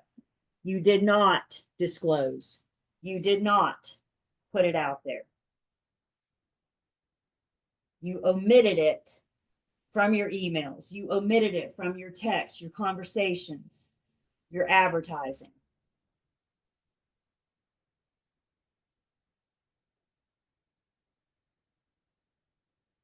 So we've defined those 4 basic words. So now we're going to do a mashup. And the mashup is what I refer to as the big 4 of material facts. If you're going to mishandle a material fact, it's one of the big 4. So the first mishandling of a material fact is a willful misrepresentation. It's an intentional lie. You know of the material fact, or you are aware of the material fact, and you flat out lied.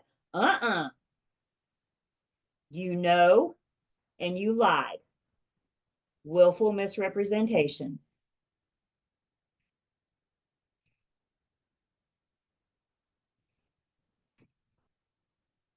Compare willful misrepresentation to the second of the big 4 is willful omission. You were aware of a material fact. Maybe the seller told you, maybe it wasn't glaringly obvious when you walked in the door, but the seller told you. So you know the material fact, but you did not disclose. Dealing with material facts is not a don't ask, don't tell situation. So in other words, just because the buyer or the seller didn't specifically ask is not an out for me not to disclose, because we always have a duty to disclose material facts. I got you guys dreaming about that yet? Material facts. I hear you in the middle of the night.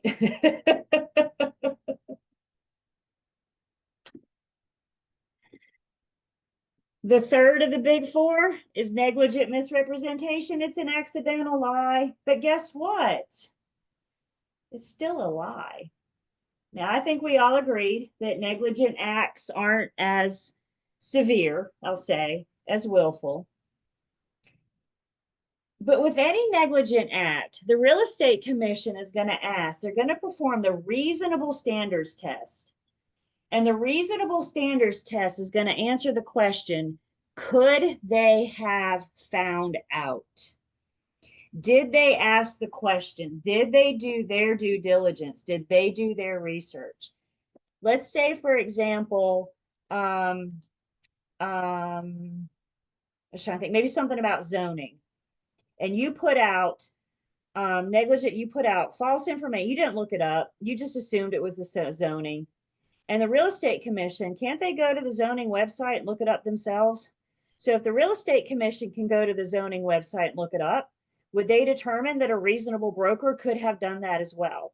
And that's what the reasonable standards test is going to ask. Could they have found out? Could they have asked questions? Could they have dug a little deeper and gotten those answers? It's still a lie. But if the reasonable standards test found that you couldn't have found out easily, did you ignore your red flags? Why did you ignore your red flags? So then the fourth of our big 4 is negligent omission, where you unintentionally left out a material fact. You unintentionally did not disclose. And again, maybe it's because you weren't aware. But again, the reasonable standards test is going to ask, could they have found out? Misrepresentation versus omission. You guys, in your book, there's some really good scenarios. I'm just flipping page 74, 75, some really good scenarios. Also, remember, I have you guys working on license law and commission rule comments. The comments covers the big 4. And another thing I like about the comments is they give you some really, really good examples. So as we're working through those comments, you can find them in Learn, Test, Pass under the resources. I think the examples help because the scenarios, the stories, I mean, these are based off of real cases, real situations. If you get a test question on the big four, you're going to have 4 answer choices, A, B, C, and D. There you go. I just gave you answer choices on your test. More than likely, what you're going to have is a scenario, and it's going to ask which one is the broker guilty of. When you read the scenario, the first question I want you to ask yourself is, did the broker lie or did they omit? Did they lie or keep their mouth shut? Once you determine that, go back through and ask yourself, was it done intentionally or unintentionally, willful or negligent? Key words for willful was like knew or was aware of. Again, you guys, once you hear something, you can't unhear it. Once you learn of something, you can't unlearn of it. Most of that 45% of the disciplinary actions is omission. And I think brokers get shy. They don't want to chase buyers away. Well, if I tell them there's a material fact, they're not going to buy this house and I'm doing a disservice to my seller. You've also violated license law and commission rule. Remember, we told the seller my duty to disclose material facts early in my relationship. So the fact that I disclosed it to the buyer customer shouldn't be a surprise to them. I told them that I have to. But I think we get shy. I think we're worried about violating our old car duties. Here it is. We always have a duty to disclose material facts. It shows up in old car and it shows up in the duties that I owe my customers. Honesty, fairness, and the disclosure of material facts. I don't care who you're talking to. I don't care what role you're playing. Are you acting as a single agent, dual agent, designated agent, seller, sub-agent? We always have a duty to disclose material facts. Questions?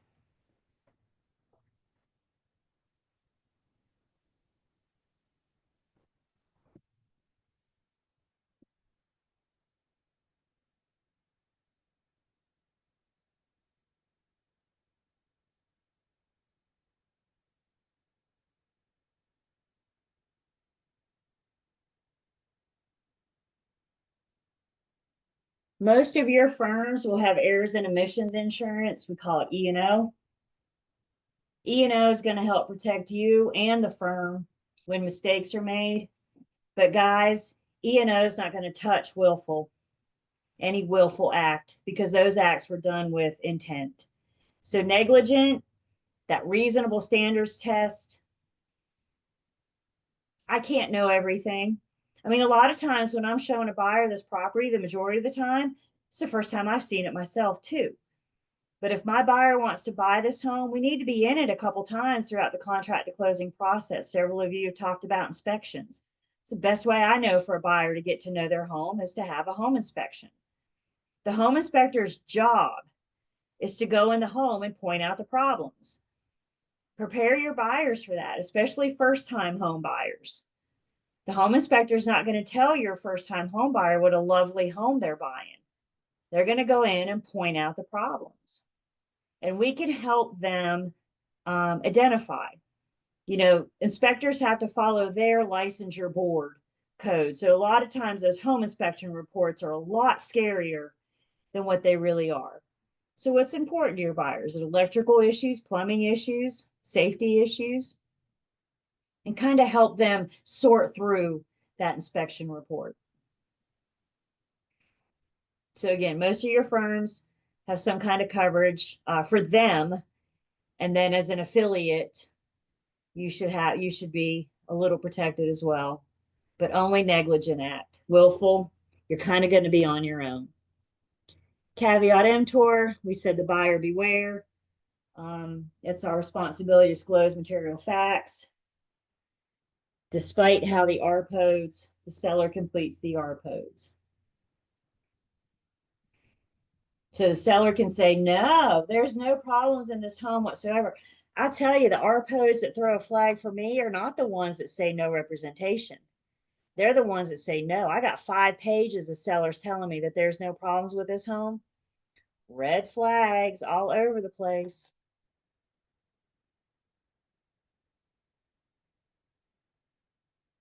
As far as the defects go, there's patent versus latent. Patent defect is something that we can plainly see. Now, I'm not a structural engineer, but if I was working with you and you wanted to buy this house, I would strongly recommend that you talk to a structural engineer. Did your little red flag go up when I just pulled that up? Something's not right about this house. Compare that to latent. Latent is something that's hidden. Could be in the walls, under the carpet, under the flooring. Maybe the seller painted over the water, or the stain. See the stain in the ceiling, and now it's starting to creep back out after they close. It's something that was latent. It couldn't be seen. I can't be responsible for latent defects as long as they are truly latent, as long as they are truly hidden.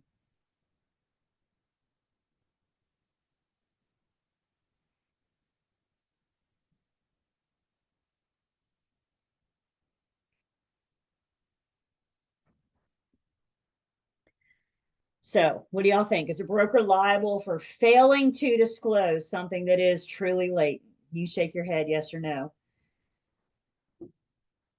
No, we're only for disclosing if it's truly latent. Not liable, there it is, not liable for failing to disclose. As long as I did my visual inspection, as long as I went through the property with my checklist and looked. Again, I can't be an ostrich. I can't walk in a room and be like, no problems here. I have to go in and look. I have to go in and see. If we can't find any obvious defects. And what are we documenting? Everything. That little notebook somebody just suggested, seriously, I don't go anywhere without my little notebook. Or your phone, or whatever makes you happy. I don't care how. Document, document, document. Questions?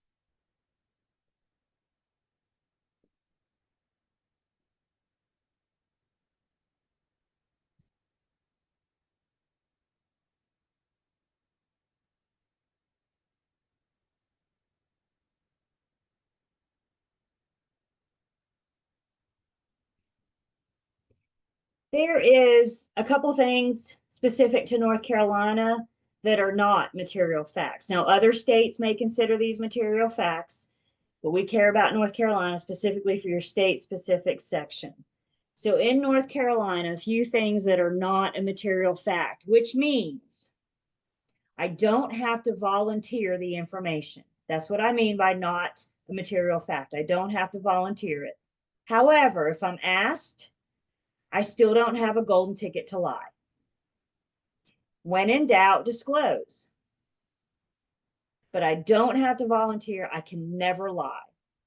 So in North Carolina, things that are not a material fact, any properties that are a site of murder, suicide, some kind of heinous crime, those are not considered a material fact. You're not going to show too many properties before you walk in the front door and a buyer looks at you and says, did anybody ever die in this house? Common question comes up a lot. If I don't know, isn't I don't know an honest answer?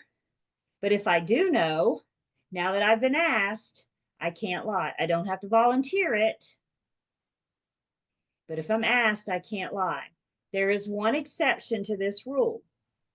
If you're ever asked if anybody ever lived in the home that had AIDS or HIV, our answer is always federal fair housing prohibits me from answering that. I'll say it again. Federal fair housing prohibits me. What's prohibit mean? Cannot do. Cannot do. Federal fair housing prohibits me from answering that. Those with AIDS and HIV are protected under the handicap disability status of federal fair housing. Federal fair housing will be tomorrow. This is where the neighbors are going to talk, y'all. Nothing makes me more nervous showing a property than the neighbor, yoo-hoo. I'm like, oh man, what's getting ready to fall out of that woman's mouth? Because that's what they do. They like to talk, right? And this is where the neighbors are going to come running over and telling you the heinous crime that happened on that property. Somebody said maybe you're Googling the address. Maybe, I mean, sometimes they show up on the news, right? So remember, we're the experts of our market, which means we know what's going around. We're aware, or at least we can find the information by Googling the address.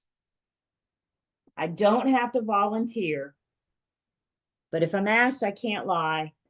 And if I'm ever asked about a home with AIDS or HIV, federal fair housing prohibits me from answering that. All of this falls under the category of stigmatized property or psychologically impacted property. They've been stigmatized by society for whatever reason as being undesirable.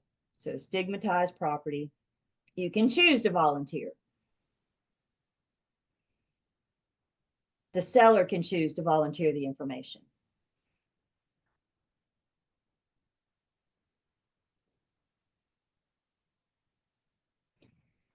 The other thing that's not considered material fact in North Carolina is the presence of convicted sex offenders nearby. Now, hear my words, write something down for me. Convicted versus charged. Convicted means they've been found guilty. The gavel has come down. Charged means they're still facing the judge. A convicted sex offender nearby. Now, there's something out there called Megan's Law. Megan's Law requires convicted sex offenders to register their address. Previous student in a pre-licensing class used to work for the Social Security office and said that the information can take up to 30 days to update. So it might be there's a convicted sex offender living nearby and the system hasn't updated yet.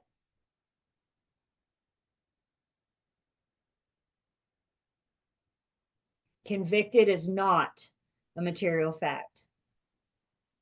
Charged, we don't know about. And that right there is why it's not a material fact. Because all I can do is convicted. When it comes to this, I'm a big fan of being the source of the source. If you're working with buyers, particularly those with young children, this very well may come up. And what I would do is I would send them to the North Carolina Sex Offender Registry website and let them do their own investigations. I would caution them that the website only lists convicted. It takes up to 30 days to update. And just because there may not be a convicted sex offender nearby today, doesn't mean one can't move in tomorrow.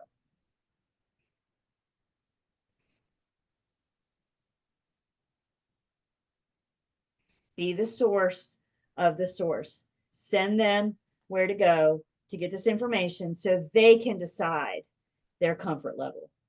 Does that make sense?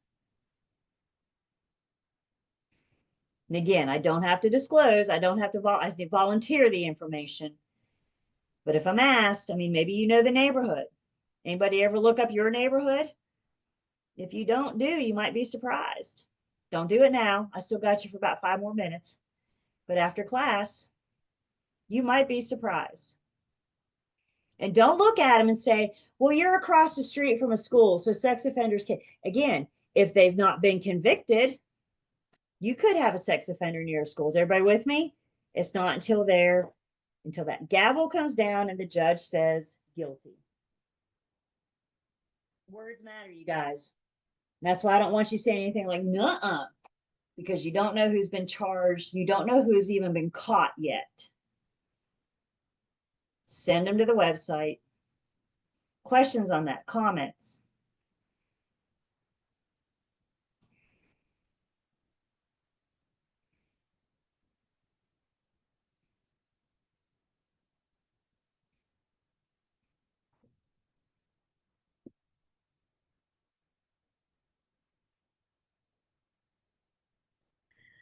All right, so let's see. Real quick, I got a few minutes of you. What is our responsibility for the RPOs and the MOG, briefly? Our post is just to give the seller the, like, no, feel like yes, no, or not representation. We don't give them any guidance. We just tell them to fill out. You got it. Both the RPOs and the MOG. I'm gonna say, here's the form, mandatory form. I need you to complete this. I can't do it for you. If you don't do it, this could be an out for our buyer once we do get them. And the other piece of it, I'm going to play delivery man. I'm going to do whatever I need to do to get it from seller to buyer, no matter who I represent in the transaction. Is the seller required to disclose known property defects? You can shake your head. Is the seller required to disclose? The answer is no, because the seller can hide behind caveat. Yep, the seller doesn't have to disclose because North Carolina is a buyer beware. Can a listing broker list lots for sale? Oh, when can a, well, that's an old question, but I guess it's good. This takes us back to Unit 2. When can a listing broker list lots for sale in a new subdivision? Referring to the plat map. In which plat map? The preliminary or the Preliminary. The preliminary? I can list it for sale. I can put you under contract on the preliminary, but I can't close until we have a final plat map on record. So that was a nice little throwback from Unit 2 thrown in there. Any questions? It's a big night, you guys.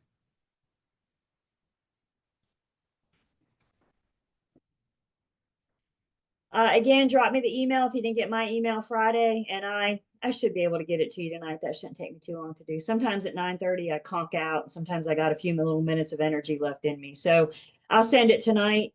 For those of you that drop me your email address, if you don't get it tomorrow, please reach out to me, because one way or another, I want to make sure I get you that clarification. Tomorrow, I only got like one little section left in Unit 3, and it's our environmental, and we're going to get through it pretty rapidly. The environmental issues are not the heavily tested section of Unit 3. So we need to get through Unit 3 pretty quick. After that, we're going to jump into Unit 4, which is going to get us into fair housing and some laws that affect how we can solicit some business.